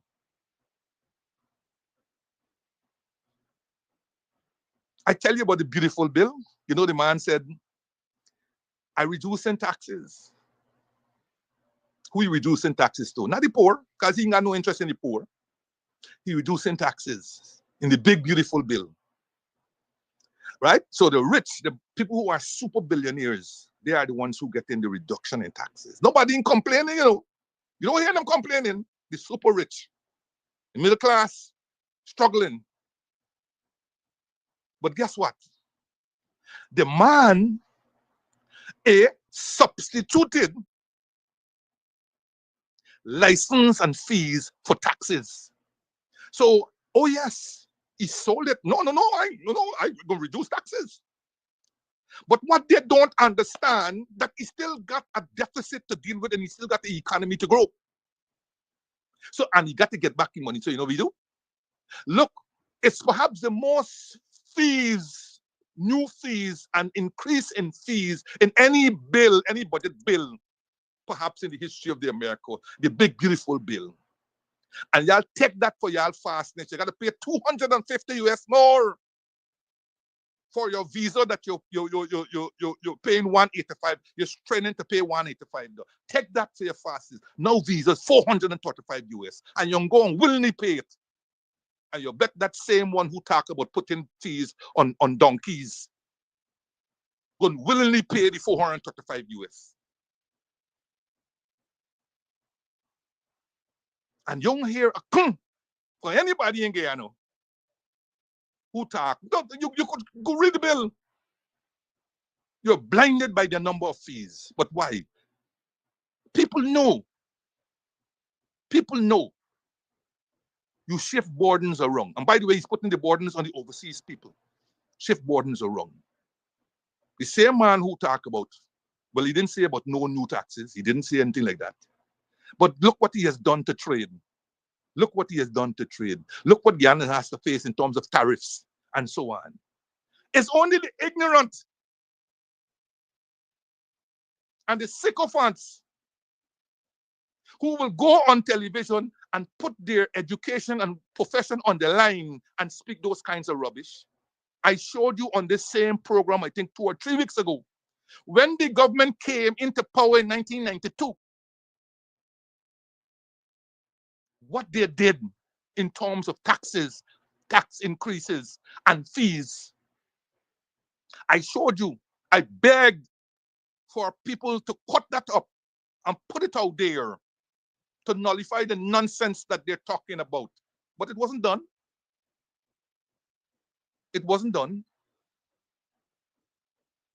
And so the people are overpowering us with a bunch of lies, misconceptions, and everything else.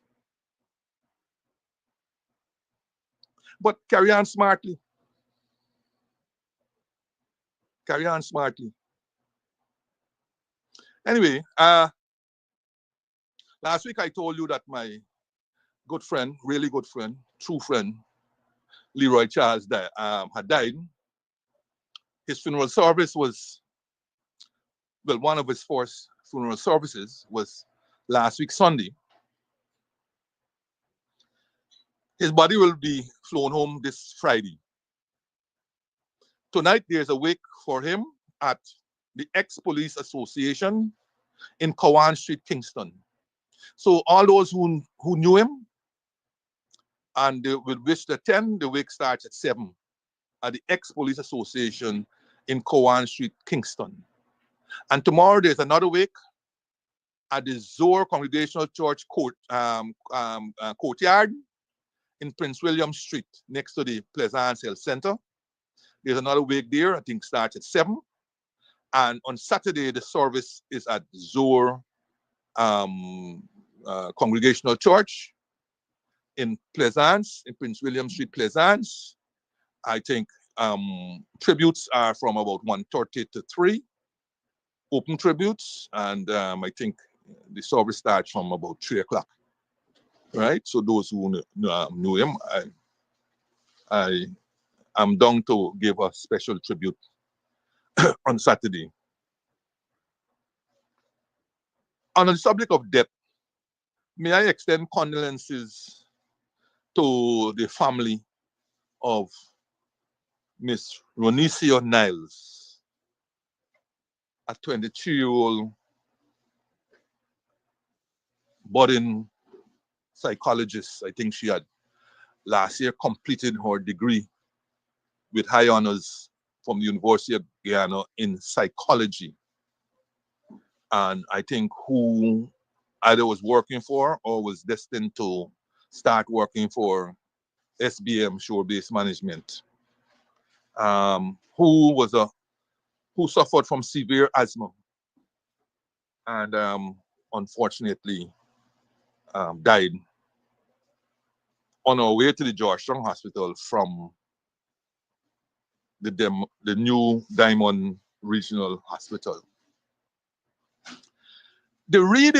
On reading the brother's account, which has not been disputed in any way by the Ministry of Health's account, it paints a harrowing, horrifying picture of what that girl went through,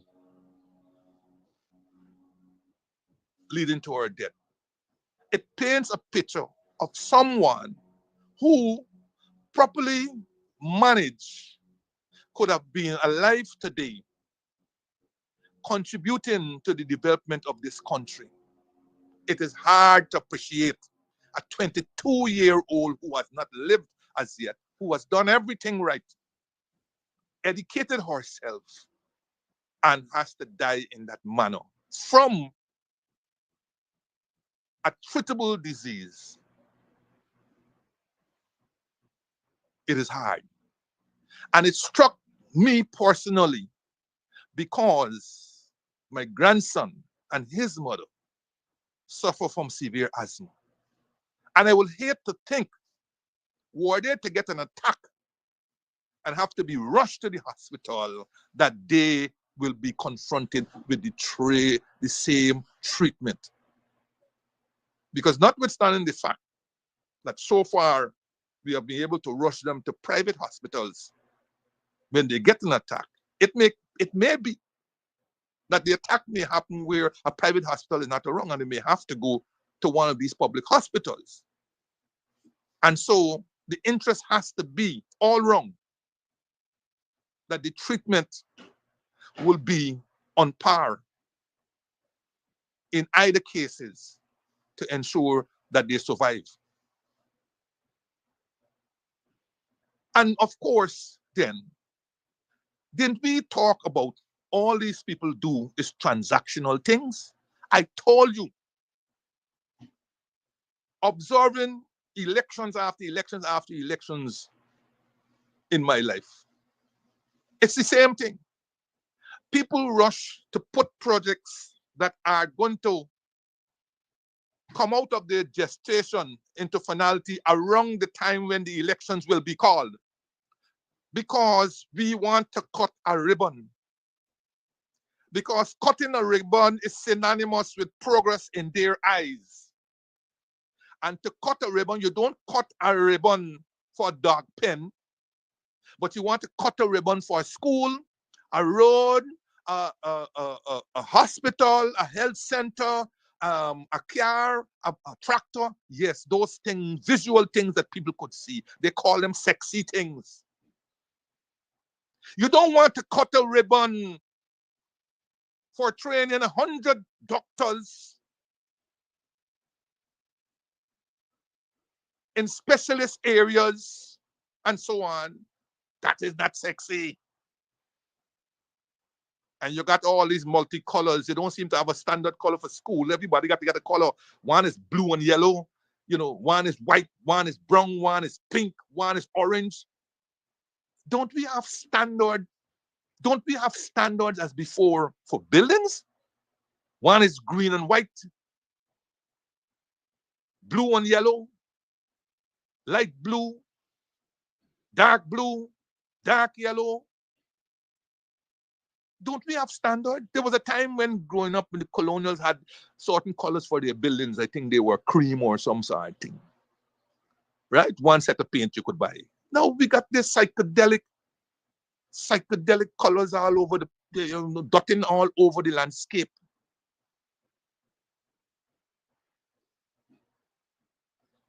I don't know.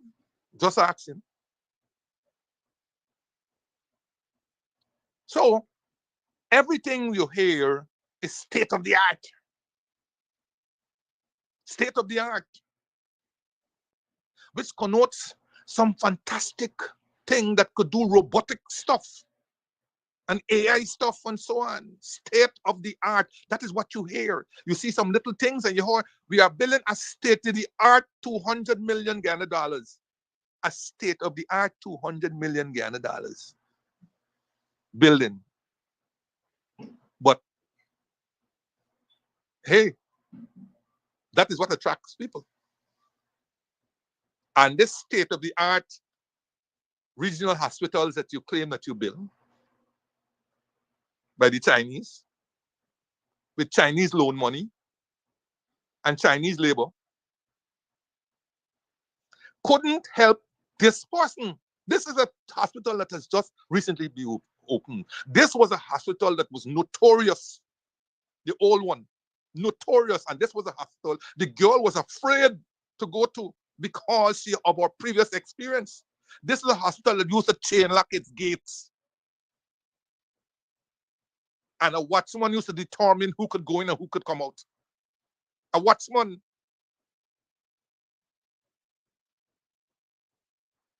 And then they got rid of the one that was on the East Bank Public Road and they built this big, shiny building where on its opening they show all these sophisticated equipment that they got and so on.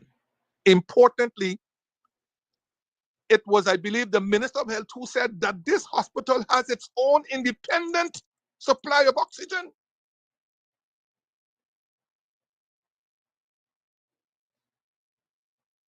But as soon as this hospital opened, you began to see the problems. Last week, I think I told you about the problems with the chronic parking issues. When you pass there now, I passed there last week, there's an empty lot adjacent to the hospital. That now has been fenced. Not permanent fence, but the kind of fence that you put around when they can do construction. I don't know what is going there. I don't know who owned the land. And I don't know what is going there. I can't in my mind believe that a hotel is going to be put up there. But meanwhile, this hospital has no parking facilities. And so people are parking on the shoulders of that narrow 2-lane road, thus disturbing traffic flow.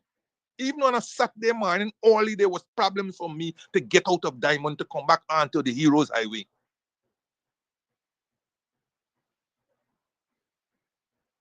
And you would have thought that that adjacent land could have been used as a parking spot.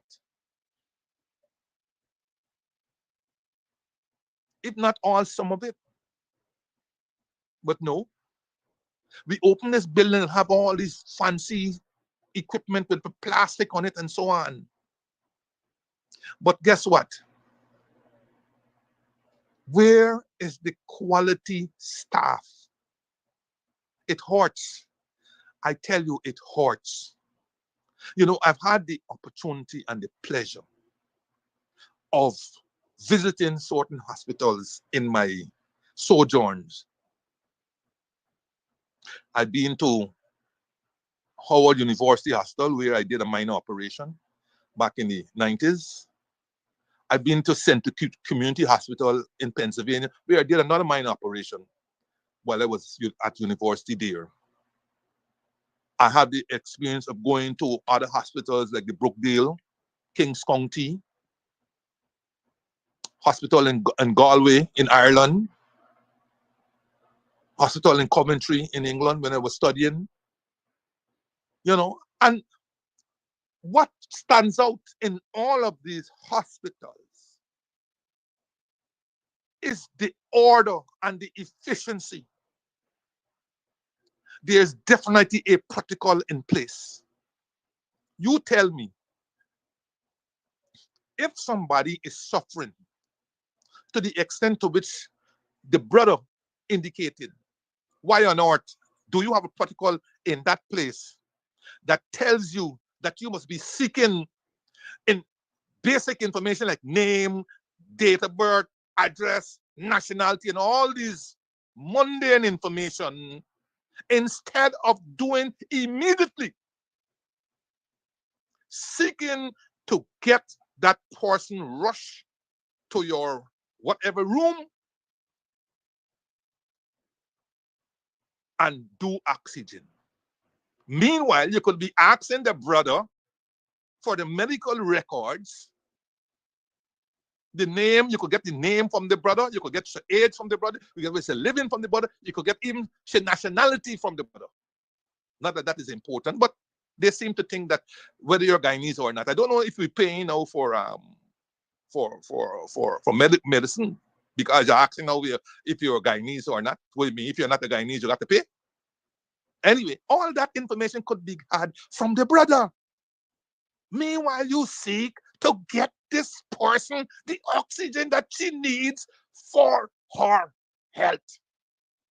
The brother said she walked in there speaking but panting for breath.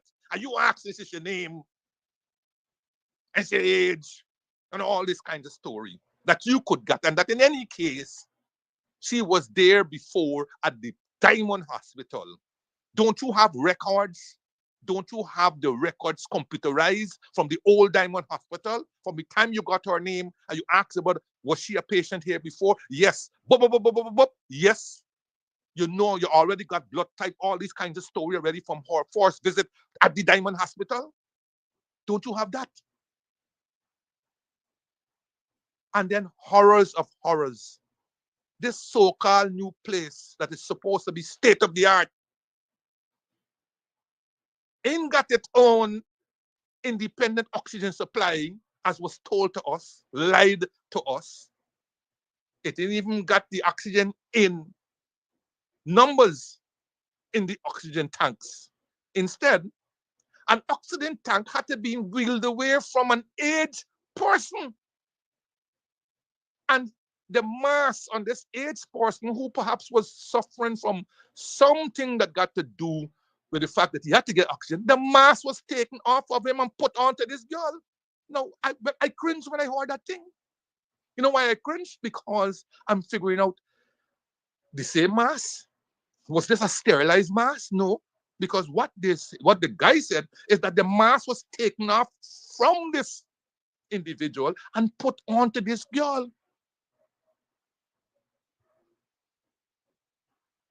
But by then it was too late. Saturation levels had gone down.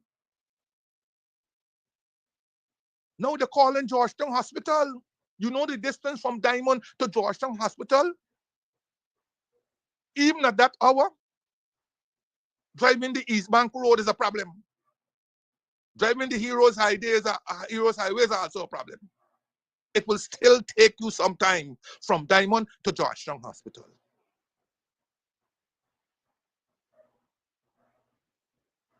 Oh man, I'm so sad for that family, and as I said, I'm hurt because I have two close people who are severe asthma sufferers, and it is not nice to think about what could happen to them. So all these regional hospitals that you're championing, you're trying to cut ribbon fast without even the building going through. Once it's finished, it's going through some period of settling in and some period of standardization, whatever you call it. You're rushing to cut ribbon and open. And you don't have the things in place, right? You don't have the quality in place. You don't have the readiness of the institution in place and the responsiveness of the healthcare system in place. So you invest in billions of dollars in concrete, as if that is sufficient. It may be necessary, but it's not a sufficient condition for a ready and responsive healthcare system. It is not.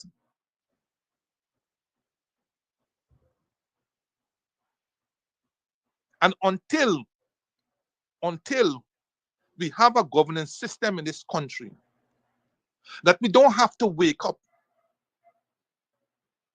and be the victims of somebody's nightmare, in which the opposition is going to be treated as an integral part of that governance, and therefore are consulted widely and appropriately. Not one where meaningful consultation is you send me a letter. The president sends the opposition leader a letter on the 11th of July and telling him he must respond by the 18th. To what? To the fact that you are going to make two acting people that you name already. What is it that you're seeking from him? His approval of those people that he had no input in naming? And that is consultation, right? You're not calling him to his face and you all have a tete-tete as what the CCJ had suggested when the issue of the appointment of the chairman of the election commission, the partisan matter, when the Chief Justice had suggested. You write your letter, you give you a couple days, and if you don't respond, you then have the AG saying, well, you know, he respond, and therefore the president can now go ahead. Isn't that a whole contrived situation? Isn't it contrived? A whole contrived situation. And it's not the first time. It is not the first time that the situation has been contrived. But back to where we are. Because something, I tell you, we're not heading in a direction that gives us a lot of confidence, you know. But anyway. So we don't have no state-of-the-art facility, one in which you may have a very beautifully constructed building with a lot of equipment, backed up by a lot of specialist personnel, backed up by a lot of systems and so forth, support and other systems and so forth, that has a success rate in the 90s. We don't have that system here. What we have is modern buildings, some of them with equipment, some of them with a few personnel, but clearly lacking in systems, approaches, culture. Culture is a big part of responsiveness. Culture. And those hospitals I talk about. You see, if you have the system and the culture, even people from Guyana can move and go into that. They're going into a culture that is different than what they met here. They're going into a performance-based system, and they're going into an accountability system. But here, you always have the grouping together, and you get the common Ministry of Health statement. They don't accept no blame. The hospitals don't accept blame either, because they figure that this going to lead to a legal thing and so on. No, they got all these people who are ready to put out fancy PR statements and so on. There's no justice. There's no justice whatsoever. I'm not coming down on the doctors. God knows that they are in horrendous situations and they are paid peanuts. I'm not coming down on the nurses also. They are in the same position. But if we don't train, or if we cannot get properly trained nurses, if we cannot introduce proper systems, and if those systems are not maintained and rigorously implemented, we will end up with more of these, because there's no accountability. A system that has led to a death like this must be akin to a post-mortem, and what do they call it when you're trying the judicial term for the commission, the inquiry into unnatural death. We must have this. We must have that as a system in place. And where there are gaps in the system, that must be brought out. Where there was carelessness and non-responsiveness, that too must also be brought out, and accountability for it.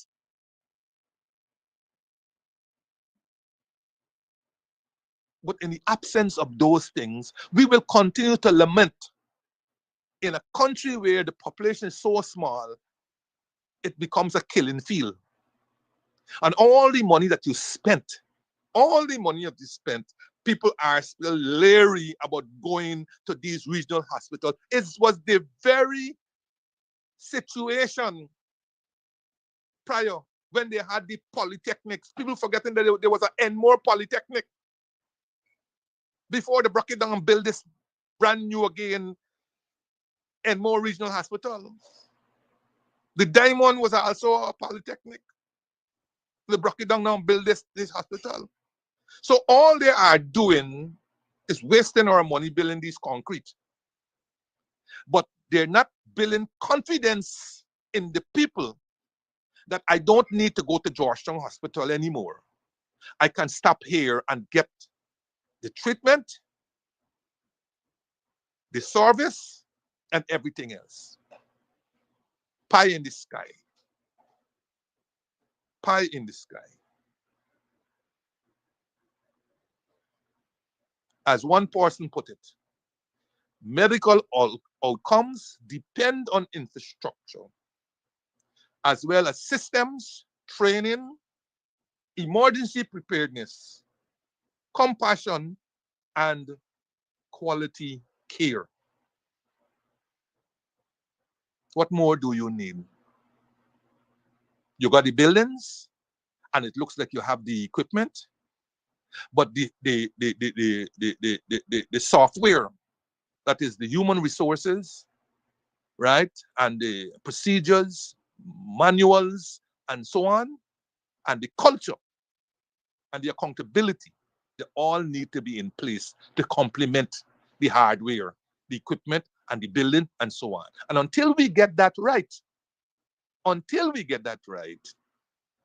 God forbid, we are going to get more deaths like this, and they are going to be swept under the carpet because there is no accountability system that does rigorous investigation that can lead to both cause,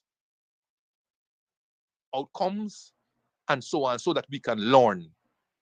And we could talk about how much we are twinning with Northwell and that other university there, not the other university, that other hospital there in Manhattan.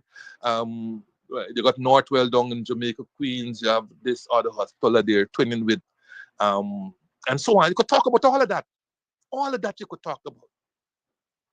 You could even have your people trained there and so on. If the culture is not there and the accountability is not there, we will be hearing more about these deaths, sadly and unfortunately.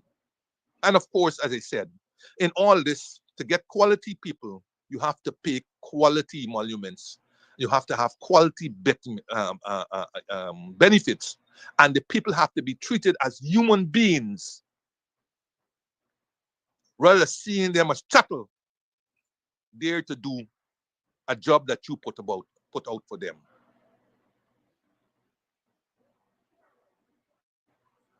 May our soul rest in peace. Now I seen the campaign heating up, and 2 days ago I said the campaign because it could only have been due to the political campaign and the entry of Mohammed into the campaign. So 2 days ago, we see 3 people, Odessa Primus and Duarte Hetzberger and Natasha Singh Lewis.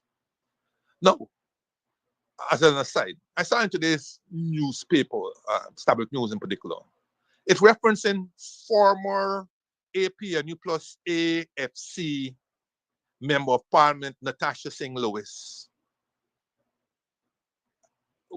Could you guys please delete former APNU plus AFC? The lady is gone. Okay? And saying that doesn't add to the issue at heart. It is not the fact that she was a former APNU plus AFC member of parliament that she has now been removed as a account holder at Demerara Bank. So that part has nothing to do with it. Please. That is not the reason why. And I know you didn't intend that. But now she's with Win. So let your thing open as Win candidate Natasha Singh Lewis. That is what you have to say now. That is what is true and certain. Win candidate Natasha Singh Lewis has received communication from Demerara Bank to the effect that she must close her account by July 25th, blah, blah, blah, blah, blah. Well, you know what, you got to go and put former APNU plus AFC member of parliament. That is not the reason why Demerara Bank is closing her account. Not as a former member of APNU plus AFC. So yeah, please stop it. Put her true identity. She's a Win candidate. It goes also for Edsborough, even though he's not, and it goes for Tabitha. Stop putting that she's a former APNU plus AFC and WPA and all this kind of story, man. Put her true identity, which is a Win candidate. That is the circumstance in which all of them are being looked at. They're not being looked at as former members of the coalition. So now you have this situation that has developed where the Demerara Bank has apparently gone through the list of Win, because it seems that is what has happened, and have identified candidates on that list who are also account holders at the bank and its branches, and have written them identical letters to the effect that due to internal policies, they are being asked to close their accounts by July 25th, failing which their account will be closed anyhow, and a banker's draft will be prepared and held for their collection at the head office or at their head office in Camp Street or wherever. No, this is sudden. It is sudden from the standpoint that no indication had been given to these people. They were not called in for interview or any such thing. But they got email, and where they could not get email. And in fact, it was such a hurry that somebody said, I think Mr. Edberg claimed that he was called and asked for his email address. And when he gave his email address, promptly thereafter, he received his letter. So I don't know what was the urgency in this. I don't know what was the urgency in this, seeing that nomination day was how many days ago. But anyhow, and when asked why the suddenness, I think now it's 5. They said five of the people, and it could be more. When asked, the bank is saying that it's due to their internal policies. A couple of nights ago, I think it's Mark Benscrap called me for a quick reaction on this development. And I indicated then that, look, I didn't know the circumstances. I didn't have a copy of the letter. I don't know what the background and so on. But I gave him some general facts, right? That commercial banks can close your accounts for a number of reasons. You have inactive accounts, which in this case is probably not, because some of them said they were, one of them said they were, the bank, Natasha said she was banking there for 15 years. There's somebody from Rose Hall who was being given a letter to, and she says she was being a member for 11 years and so on. So inactivity. and I think 6 months of no activity. And applying interest to the account is not deemed to be an activity, right? You have to do a withdrawal or a deposit for it to count as an activity. And if you don't, in 6 months, your account go dormant, and ultimately they can close the account. Although some of them, they have dormant fees. When your account go dormant, they begin to take out fees from your account. So some of them don't close your account, they wait till your account runs dry by all these fees that they're taking out, and then they automatically close their account, right? Banks can close customer accounts because of violation of the terms and conditions of the account, right? For example, you may have a savings account, and you may be using it as a business account. Okay? And for business transactions, a different concept than, say, savings.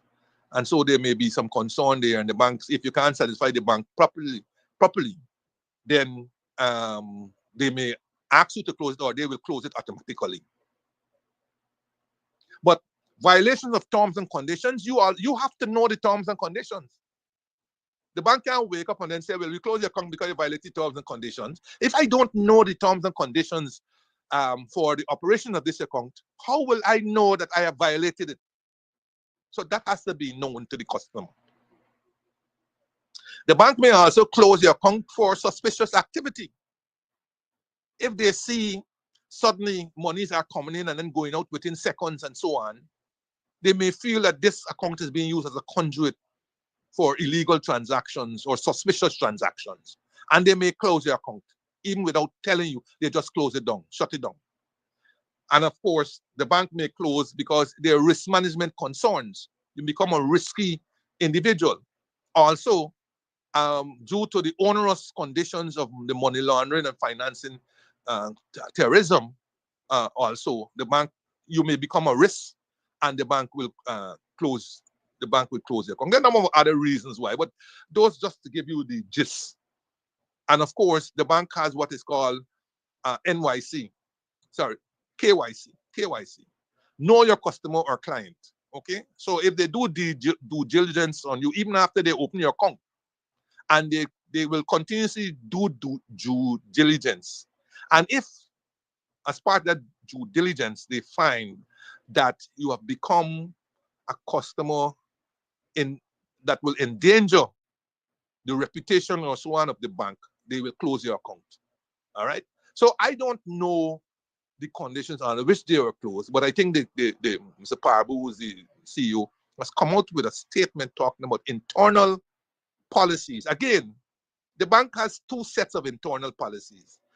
Internal policies that are internal to the administration of the bank, right? The staff and so on. You know, how the staff must dress, how the staff must interact with customers, fraternizing in the bank, you know, and all these different things. They have policies that are internal to them, and they have internal policies that are premised on the operation of the bank. And such policies are have to do with the operation license that they have been given by the Bank of Guyana, all the other laws, the anti-money laundering laws, and so forth, the guidelines. The Bank of Guyana issue guidelines from time to time, and those guidelines are like banking laws or banking regulations that the commercial banks have to follow. So their internal policies are premised around those. Okay. However, again, the internal policies of the bank must be made that will impact on a customer, must be made available in a place where the customer can access them. They're not internal to the bank alone. They must be put on some website or so on where the customer can access, because the customer wants to have as much knowledge as possible to ensure that they do not endanger their relationship with the bank. So they just can't reference internal policies. Such policies must have been known to the customer, or the customer should have had access to those internal policies that will affect the operation of their accounts or their relationship with the bank. Now, someone gave an interesting story. Suppose one of them,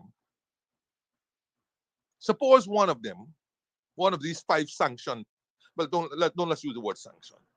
Suppose one of these 5 that the Demerara Bank has written to, had, say, a mortgage with Demerara Bank. Let's say they have a mortgage and they're paying back this mortgage through the account. How would the Demerara Bank have closed their mortgage account? Would they have closed the mortgage account? And how would the Demerara Bank have expected to be paid by the person walking in and paying them $200,000-$300,000 every month? And let us say the mortgage was even bigger. Let us say the mortgage was $1 million plus. Do you anticipate the person walking in with $1 million every month? And isn't that also an issue now to do with anti-money laundering laws? Wouldn't you now asking the person, where did you get the money from? All these different stories. I mean, it is difficult understanding this approach that they have taken. What if they had a loan, some other loan, and they were paying it back through the account? What if they have their salaries or their business profits and so on coming through this account? And from these profits, you are going to be taken out to pay your loan. I'm not sure I understand, because these are not sanctioned people. And last I remember, Guyana is a sovereign state with its own laws. In as much as the OFAC sanction is an extraterritorial sanction,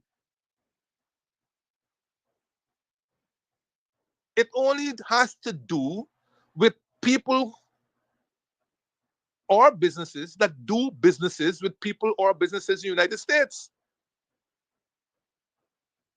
And they said people who do business with the sanctioned person. Unless the bank could prove that these candidates are doing financial business with Mohammed, for which they have already denied,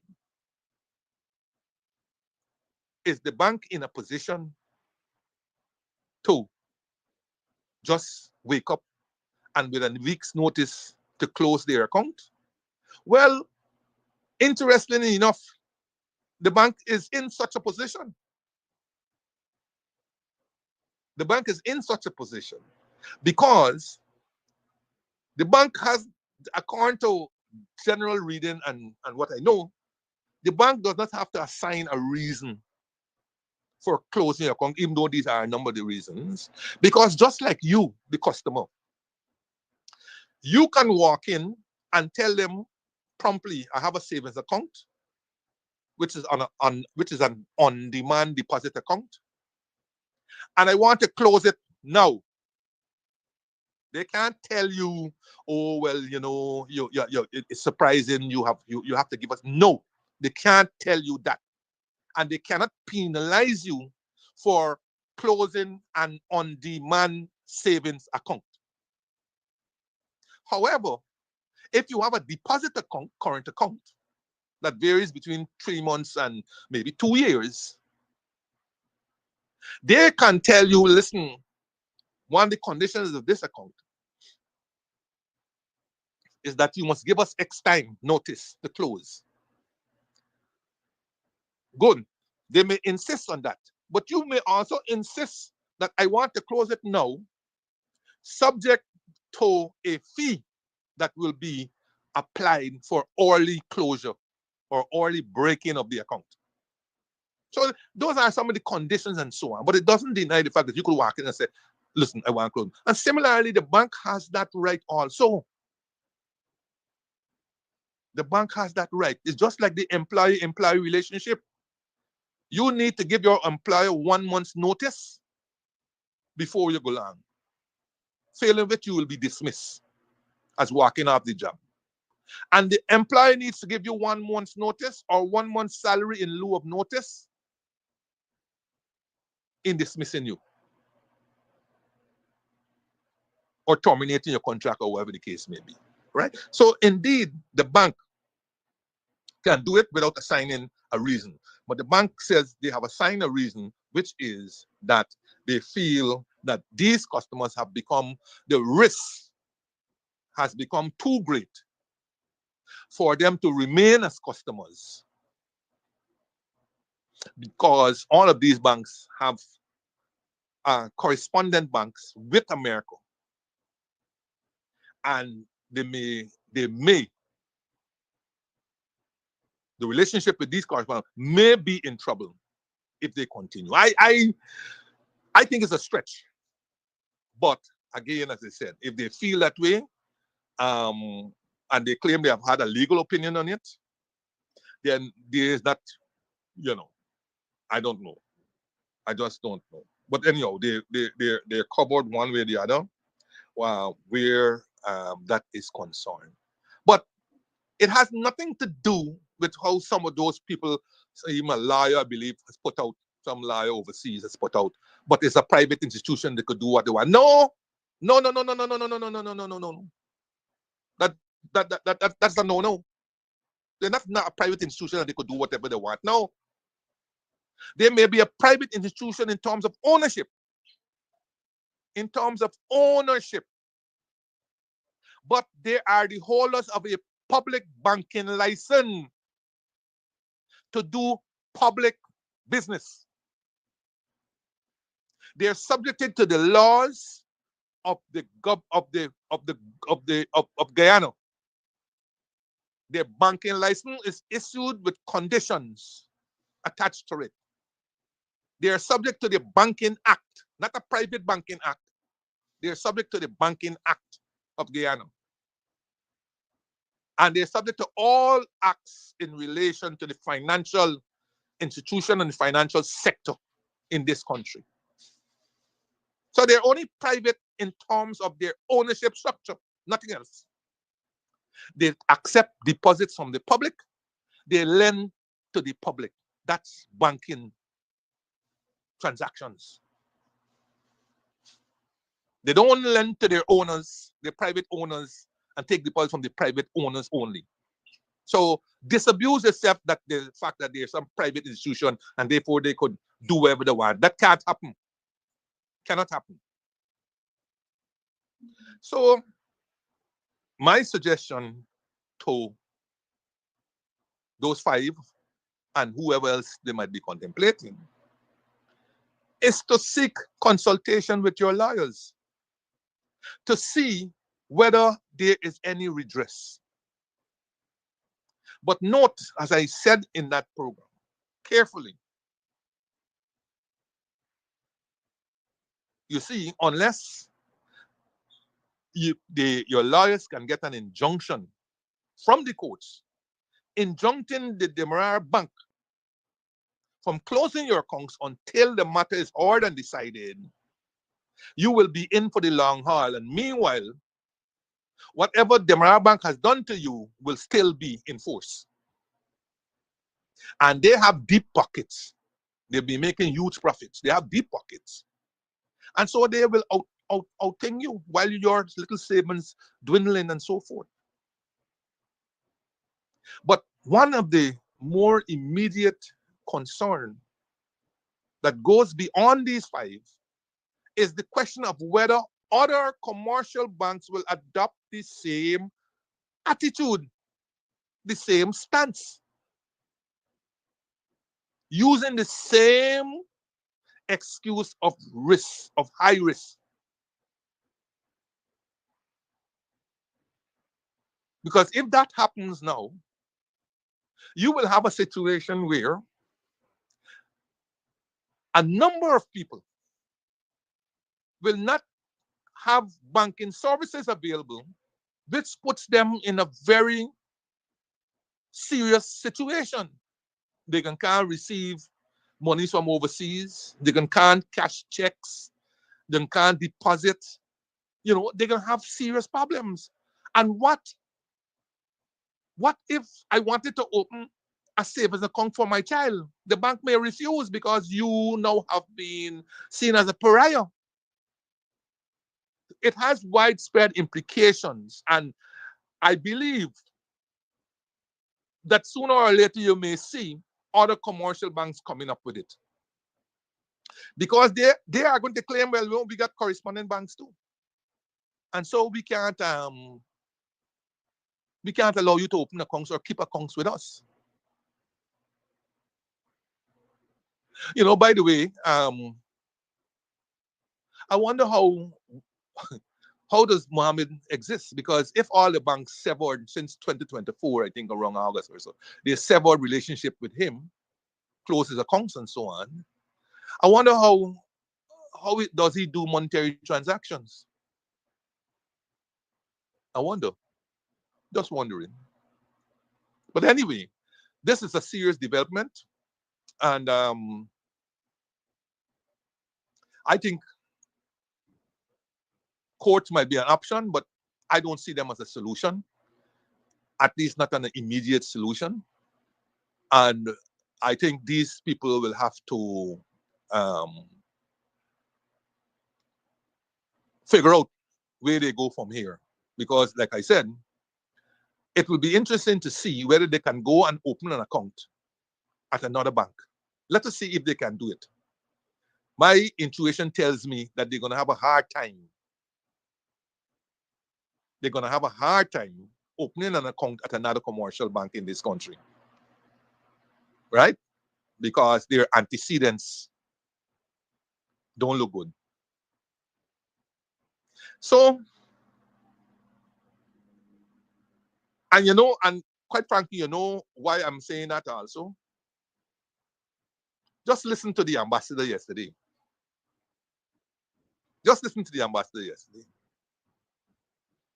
Answering a question posed by Demerara Wave, that the US government is going to have a difficulty with Azruddin being in parliament because, as an MP, because he will be part of the government. It's a bit of a stretch, right? You know, that stretch that says opposition is part of the executive, right? Not the government, the executive, right? So she stretched it and says, well, you know, we're going to have a difficulty because we have a beautiful relationship with the government right now. And that relationship will be tarnished or will be difficult to maintain if Azruddin gets in as a member of parliament. You see, again, as Kidaki, you hit the nail on the head this morning. Now, what you think Bornum and Jagon, who fought with their lives for this country and the independence of this country, would think of such a statement? That the American ambassador to imply that if Mohammed gets into parliament, he's a sanctioned person, and we will have difficulty with the beautiful relationship that we have right now with the government of Guyana. And you know the subliminal message of that statement. The unfortunate, well, I don't know if it's fortunate or unfortunate, but nobody knows if Win has a couple of seats, whether he himself will go in or whether his people will go in. The ambassador needs to say whether the people, especially those 5 who the Mara Bank has now withdrawn from their accounts, whether if he were to pick any or all of those 5, depending on how many seats he won, whether the ambassador and the United States government will have a problem with them too, because they are associating with a party of a sanctioned person. But ultimately, these people have to make an assessment.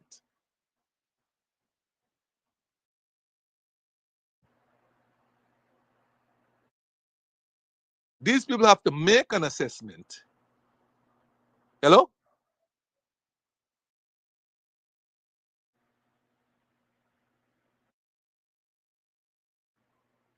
Hello? Hello?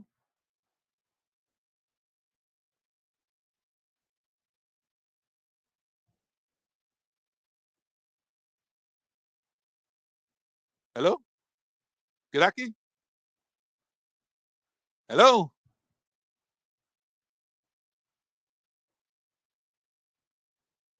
Kadaki, you gone? Okay, okay. I saw a call coming in, but I didn't bother to take it because, yeah. No, I'm telling you, I saw a call coming into my phone, but I didn't bother to take it because, hold a minute, Kadaki, hold a minute. Hello? Hello?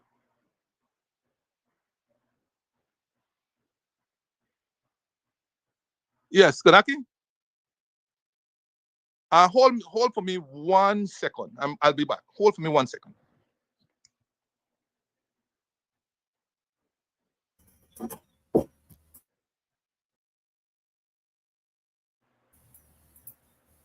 Okay, viewers, as you can hear, Mr. Jordan is requesting a timeout and he's going to be back shortly. I'm Barry Astray.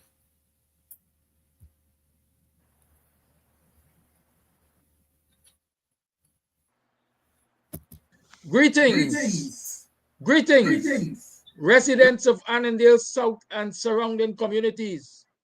The APNU comes to you with its public meeting at 3rd Street, Annandale South, Karaoke Corner, tomorrow, Friday, 25th July, at 6 p.m. Your speakers, Dwayne Benjamin, Hazel Pyle Lewis, Akil Jarvis, Ricky Ramsarup, Rovaldo Beerbal. Come one, come all. Yes, it's time to palm the PPP out of office. Come out and hear the plans that the APNU have for you in its people first policies. Come one, come all. Annandale South and neighboring communities. It is your time. Yes, I'm back. Kadaki? Right. Okay, yes. So so that is the issues that we have. Like I said, those people have to ultimately decide whether it is worth it facing potential sanctions themselves from America, and whether that is greater than the perception that they rather serve Guyana through the Win Party. They have to make that decision for themselves going forward, and they have to understand all the consequences and implications, as we do have to understand the unfolding situation in Guyana that we try to call democracy. As far as I'm aware, until you charge Mr. Mohammed with something, and even when you charge him, until he's convicted, he's still eligible to contest the elections. He's still eligible to contest the elections. And in that regard, he will be in good company, both locally and internationally. Another point I would like to raise is, of course, the election campaigning. Election campaigning. I want to just advert to a letter I saw in today's papers. A quick one. It's by Hammy Green. Hammy Green, man. And it's called The Race to the Home Stretch. The Race to the Home Stretch. In today's Kaito News. You should read it. I found it to be extremely funny because those who know why the home stretch avenue has been called home stretch, and those who are old enough would know that that was where horse racing used to be. All those buildings that are now going up on Dorman Park, it used to be called. That's where horse racing, home stretch used to be. Avenue used to be home stretch, and the grandstand. I don't know who's there now. I believe Central Housing and Plan Authority used to be down there at one time. And this you used to go around the track there. It used to be quite a bit of fun, and so on. Home stretch, the race to the home stretch. It identifies the avenue as a thoroughbred with jockey with brilliant green, galloping confidently. Oh boy. The PPP. Boy, I gonna let you. I ain't gonna worry with them. I'm gonna let you and your viewership to go read the letter. Let them read what you put about the PPP. But the AFC, who seem to believe that they constitute the superclass. The AFC, who seem to believe that they constitute the superclass. The Win Party, a leopard never changes its spots. The Forward Guyana movement. A filly with a jockey in purple, not yet politically matured, thinking and being led by sycophants. You liken them to narcissists. Out of air, look, he got so many years above us. He's really and truly an elder together with Quayano. And so when these guys write and so on, they're writing from years, decades of experience and so on. And so every now and then when you come across a letter like that, you have to chuckle, right? About the descriptions and so on, liking it to horse race. We're down to the home stretch. But he's right. Today is what? The 24th? That will make me 7, 8, 39. Roughly 39 days to the home stretch. 39 days. And the elections campaign are obviously heating up. And, last Sunday, the heat was on, well and truly on. You had rallies at Albion and you had rallies at Melanie. That 2 major rallies could be taking place on the same day. Miles apart, of course, is indicative of indeed the race is tightening, as indeed the number of days are shortening.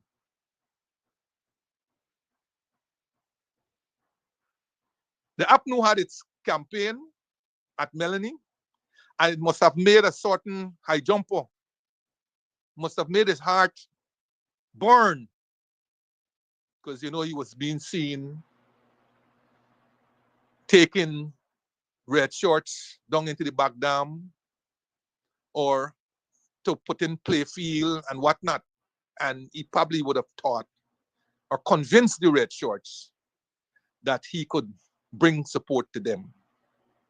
But you know why you have to give credit to Norton?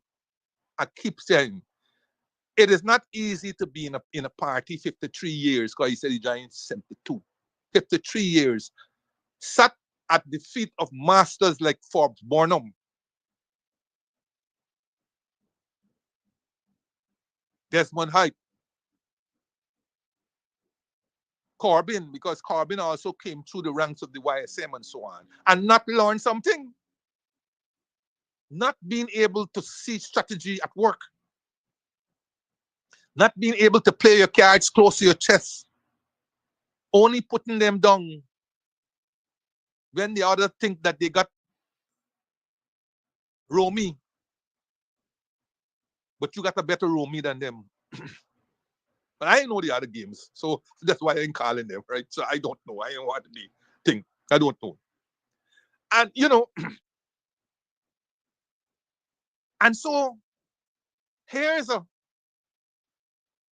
group, not the same. It's the name is the same, APNU, but the composition is different. Here's a group doesn't have the money that the two main protagonists have. Doesn't have the money, certainly, of the red shorts. Doesn't have the money of the blue shorts. But depending on the goodness of people, depending on people rationality, depending on tried and tested servants of the people, depending on true party members, and depending on the rest of society burdened down by poverty, high cost of living, and so on, to make a difference. And that rally made a big difference. Nobody bust them in because they ain't got the money to bust in anybody. They ain't got the money to promise anybody a box of food. They ain't got the money to promise anybody a $5,000 to attend. So those people attended on their own volition, on their own accord. And the crowd was huge. The crowd was enlivened. And I say, as I listened to the rallies, I say, yes, well done. Well done. The speakers is fantastic. Fantastic. The new speakers, the ones that we didn't know, Paul Williams, Daniels, Adams, I think is her name, the daughter of Jeffrey Thomas. Thomas is her name, I think. All great speakers, sounded the right message, came there, scripted and unscripted, and resonated. The important thing is that they resonated. And it is Kaitour News, Peeping Tom Kaitour News of July the 20th, who talked about rallies. You know, because rallies have been a favorite of all political campaigns. And in that Peeping News article that was called Rallies Are Spectacles, Not Substance, he talked about we making the mistake of thinking that the size of a crowd is the indicator of the support. And we know this not to be true. But there is a perception, there's a perception in their minds that if you don't show large crowds, then it doesn't show support. And therefore, we could tell the voters, look, you see, over there, look how they scant. It means that they ain't got nothing to sell you. Come over to it. So it got, on the one hand, indeed, rallies don't assume support. And he correctly referenced Norton again and the approach he took in 2023 local government election, one that I had been talking about here often enough, in which again he had no money.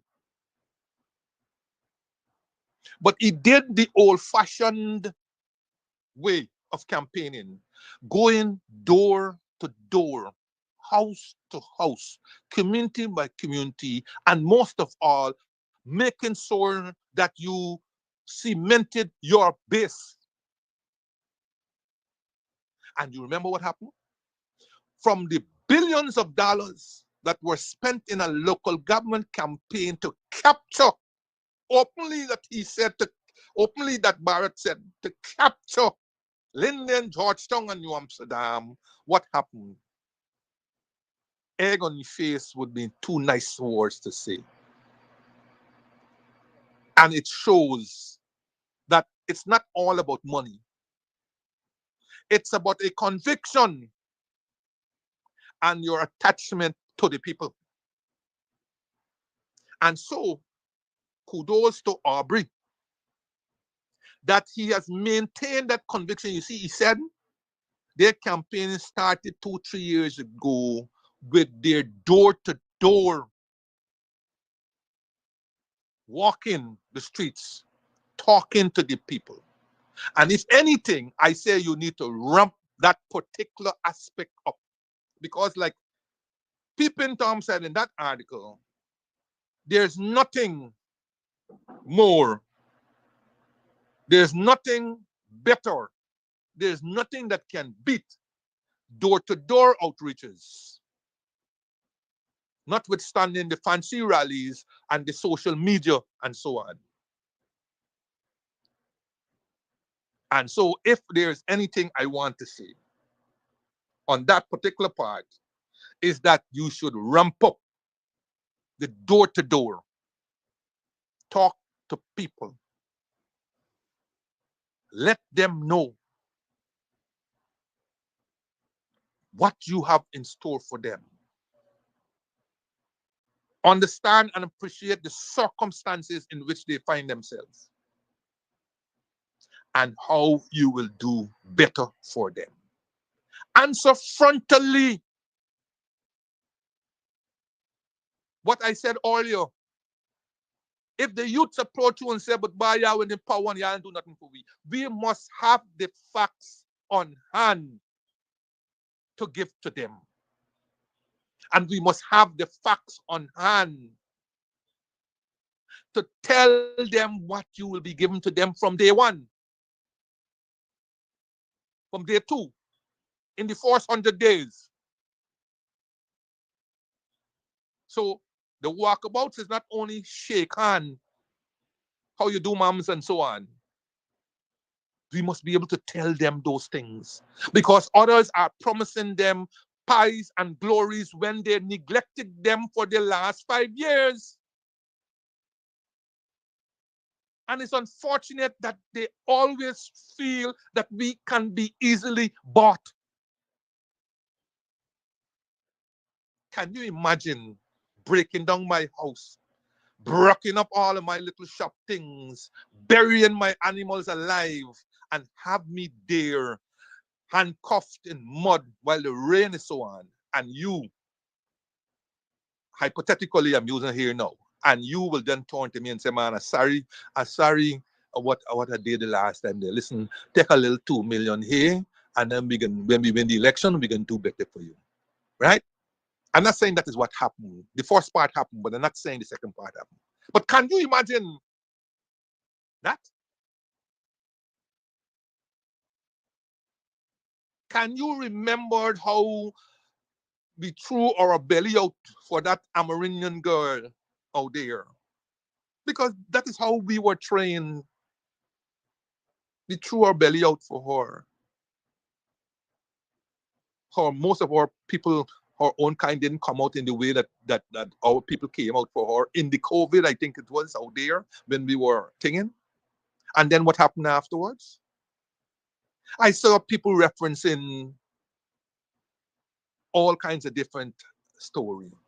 And then ultimately, those people who were wronged by that government, they end up right back into that government.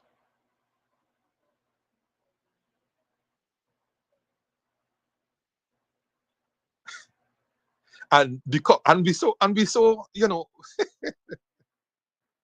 I saw another jumper talking about something to do with the party. But when the story came out, is essentially that person wasn't the favored person, and rightly so, to represent that particular region. In an all-inclusive party, you have to be able to show some level of all-inclusiveness, notwithstanding the fact that you may be a large majority of one ethnic race, one ethnic group. We have to show that all-inclusiveness. And when the person get picked, they get sour and they're gone. You get promised something else. Because it's easy to be promised something else because you now become a minority. You now become a minority in that group. And you're hoping that your minority will give you status. it may take you someplace. And that place that it takes you, it might be enough for you. Because after all, you're thinking, oh, I will get a house, I'll get a car, I'll get position and whatnot. Maybe that is what you wanted all along, and not servant leadership that you're supposedly espoused when you were with the Greens.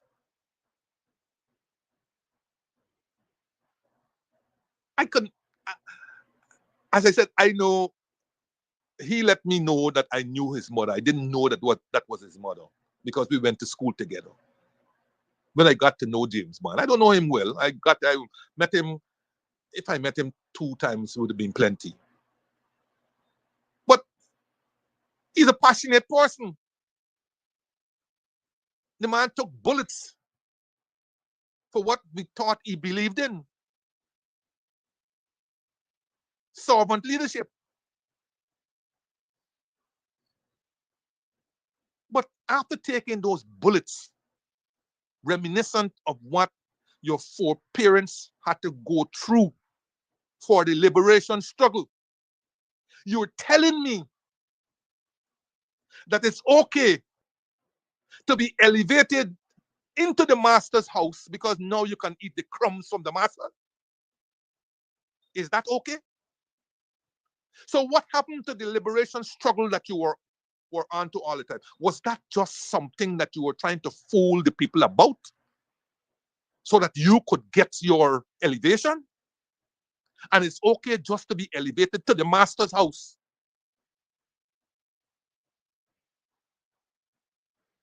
So that you could eat better, which is the scraps off his table, and wear his hand-me-down, and try to speak like the master, and adopt the culture of the master. As Malcolm X, famous Malcolm X said, you become so attached to the master that even when the master is sick, you say, Master, we sick. Not you, not are you sick. You say, Master, we sick. You adapt the personality, you impersonate.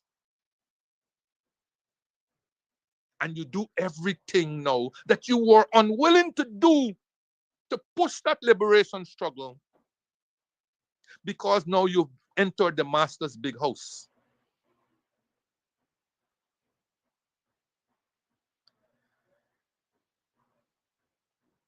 So yes, the noise in the market doesn't mean the sale, and the crowds don't mean support nor votes. After all, we know people get busting and all this kind of thing. And this is what happened at the other rally. At the other rally in Albion. And again, I point you to Pippin Tom, Kaito News, July the 21st. Yeah, I must go and read these things, man. I get fun reading them. It's called The Last Tango in Albion. Last Tango in Albion.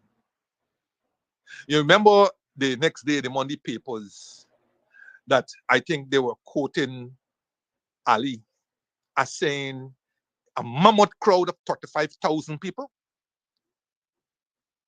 Largest crowd ever at any rally, 35,000 people. And I was reading it Monday morning, and I said to myself, 35,000 people? Really? Really?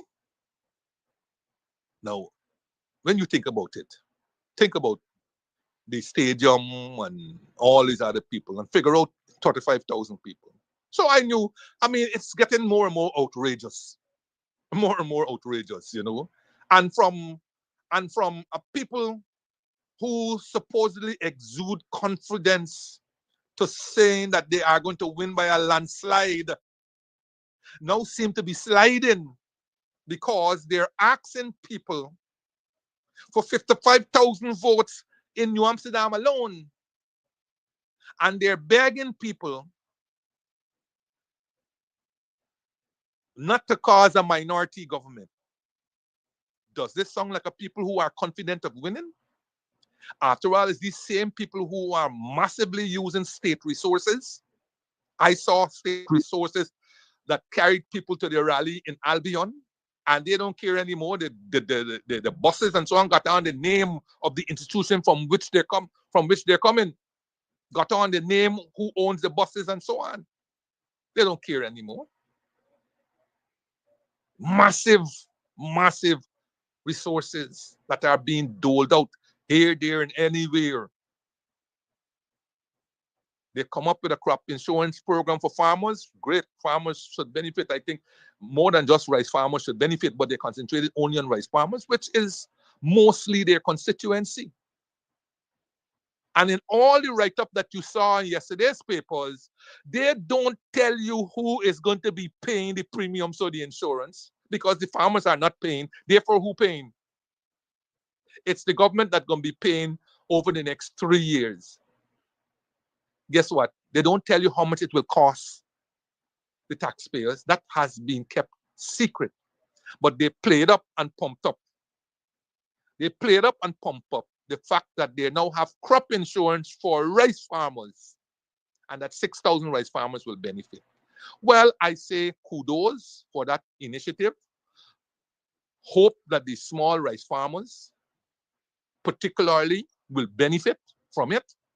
And I hope this insurance can be extended to other crops to encourage people to plant in larger scale than they are doing right now. And let us be transparent. Let us tell the public how much it's going to cost the government over the next 3 years in premiums to be paid to these two international agencies. How much will it cost in terms of US dollars? Even as you say, it's going to be money well spent. And why you think after 3 years, the farmers themselves will now be able to pay the premiums as you decide to exit from it? Or whether now you are going to be now permanently have to pay these premiums. So the goodies are being shared out. The goodies are being shared out. We don't know, we don't even know if a new government gets in there, whether they'll be able to track all of these monies and where they came from and where they ended up and so on. They're being shared out. They're going all out, massively, all out. The usual suspects they're bringing forth. They're calling on all their international partners, either directly or indirectly. You got all these conferences coming up to elections that are still taking place to bring international people of support. Anybody saw this recent global diversity, whatever, conference in Guyana? Y'all see who y'all see who are in attendance? And what did they have in relation vis-a-vis the 2020 election? Y'all saw two people that y'all remembered, that y'all could identify from 2020. They were there yesterday at the opening. And I keep hammering away, y'all see the OAS has named Bruce Golden to head the OAS mission observer, election observer mission to Guyana. It's all falling into place. And when you needed the unity of the opposition, the combined opposition, to be able to tackle what is taking place, you got them all over the place, scattered. Read Hami. I love Hami's thing this morning. Now, Forward Guyana Movement was apparently on to something yesterday when they said at GCOM they were able to unearth somebody whose ID card didn't have their picture and whatnot and whatnot. Now, we don't know the extent. That was one, but we don't know the extent of that. But FGM, a small minor party, bringing that out didn't have the same effect as if it were brought out by APNU or the combined opposition. And just as soon as it was brought out, it died. It's not me, it's Hami who anything says immature, sycophants, narcissists. Not me, I just telling you, you could go and read. It's Hami says so. But I gone back to Peeping Tom. Last tango in Albion. I can just read you some snippets. Quote, if you look down from a drone or even stood on a modestly tall cooler, you'll see more space than in a yoga retreat. Frankly, if 25,000 people were really there, then 20,000 of them were hiding behind a sugarcane stalk. I love it. Peeping Tom, last tango in Albion, Kaichor News, July 24th, 2025. Right? Ali said 35,000, but there was somebody before him who said 25,000. And Peeping Tom says, if you look at the drone shot, these people had more than 5,000 people. And if they had 25,000 indeed, then 20,000 were ashamed to put their face. They were hiding among the cane stock in Albion. As you well know, Albion was one of the better sugar estates. And so, right? So I bust out in a laugh when they say, hey, who's tickle you? Another quote. People aren't coming out in numbers at PPP rallies anymore. Not because they don't care, but because they've grown weary. Weary of Torsy tirades that sound less like press conferences and more like angry therapy sessions. Weary of seeing rich contractors take away the little pittances that they should be getting. Weary of vitriol diagnosed as vision and policies wrapped in personal vendettas. Weary of hearing the same old talk while they wonder whether they are living in an alternate reality. Well said. Well said. Here's another quote. There he was. There he was. And y'all gonna know who he was talking about by the time I finish reading this one. There he was. The man also known as his loquaciousness. The Torsy Thunderer. And the man who knows everything, including what you had for lunch. If you were wondering why the crowds are thinning, just listen to one of his press conferences. They go on longer than War and Peace and are only slightly more uplifting. End of quote. Y'all know the man? Give me a thumbs up if you put the correct name in the comments. And a final quote. And so, the crowd in Albion did not swell, it sagged. Not because the weather was bad, and not because people don't care, but because the party no longer inspires. The rapture is gone. The romance is over. The rally is, well, flat. The entertainment lacked the electricity, and after a few hours in the scorching sun, people were exhausted and tired. End of quote. Not me said, oh, is Peeping Tom from Kaicho News, who gave an apt description of a sagging party who is using every state apparatus, mechanism, financing, international community, and otherwise to bludgeon their way into re-election. And as you said, certain developments over the last days are consistent with all the pieces, the chess pieces being put in place for an alternate reality come September the 1st. Guyanese, friends, Guyanese countrymen, draw near as you would have done over the last hour and a half. Continue to lend me your ear and understand when you vote on September the 1st, you are voting for a future at least 5 years ahead. And while none of us can predict the future with certainty, we should let the antecedents and our current reality guide us to what the future would look potentially.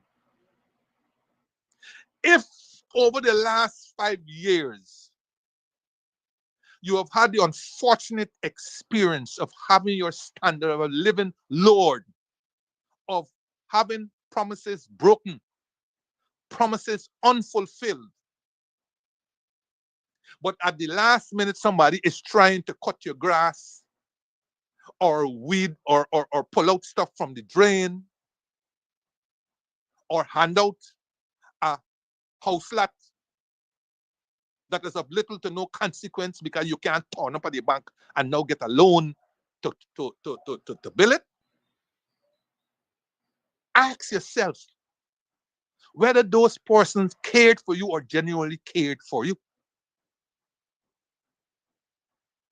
and whether that should get your vote on September the 4th. Our folks who have made that decision somewhat through their following of the new Win Party, I say to APNU people, those are the people who we have to work a little harder on. Because, as I said, a gap had been created between what the Reds didn't do for them and what the APNU didn't say or do over the last 2020-2025 period to make them feel comfortable. So they have left the yard and they have gravitated to the unknown, because sometimes the unknown is appeared to be a better option than the potential or the known. And so they have gravitated to the unknown because the Win has not put out anything. They haven't put out a manifesto.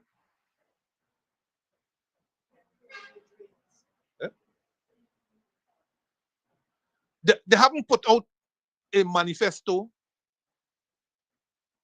They haven't put out any such thing. And while some people say, well, you don't need manifesto and all this kind of story, hey, still, if you were to win the election, what can we expect? So there's a shot in the dark. Okay? So we need to work some more on those people to get them back into the fold. All right? It's not going to be easy, but it still can be done. There's still time. All right? So, Kedaki, once again, it's a Thursday. Thanks for having me. And God spare, we should be back next Thursday with another program, Hope Uplifting, and as we march towards September 4th. Thank you. Goodbye.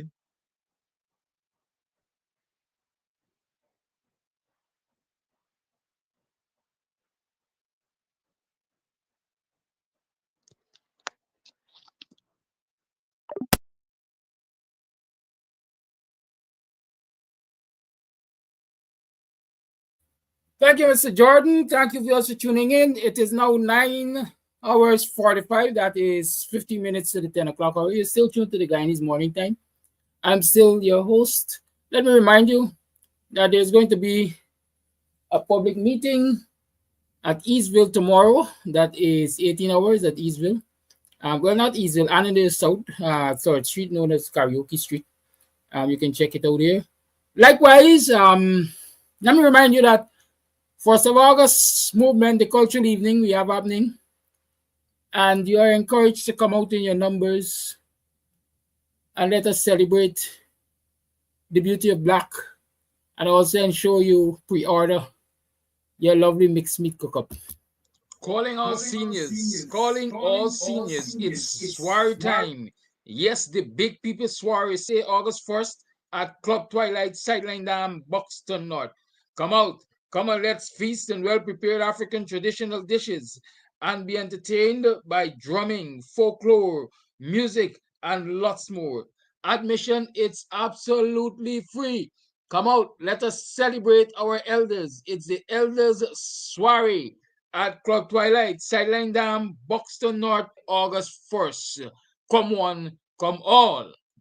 Starting time, 12. Buxton, Guyana, it's here again. The Black is Beautiful Cultural Evening this July 31st, Buxton Line Top, featuring Mark Batson, Divine Stars, Brian Chester, Eyes of the Ancestors on the drums, Buxton Fusion, and the indomitable Yoruba singers. Lots of songs, poetry, Nancy story, dance, and lots more cultural entertainment. Come out. Buxton Line Top this July 31st. It is the annual 1st of August movement and friends. Black is beautiful. Evening of cultural entertainment. Calling all seniors. Greetings. Greetings, residents of Annandale South and surrounding communities. The APNU comes to you with its public meeting at 3rd Street, Annandale South, Karaoke Corner, tomorrow, Friday, 25th July at 6 p.m. Your speakers, Dwayne Benjamin, Hazel Pyle Lewis, Akil Jarvis, Ricky Ramsarup, Rovaldo Beerball. Come one, come all. Yes, it's time to palm the PPP out of office. Come out and hear the plans that the APNU have for you in its people first policies. Come one, come all. Annandale South and neighboring communities. It is your time. Greetings, greetings.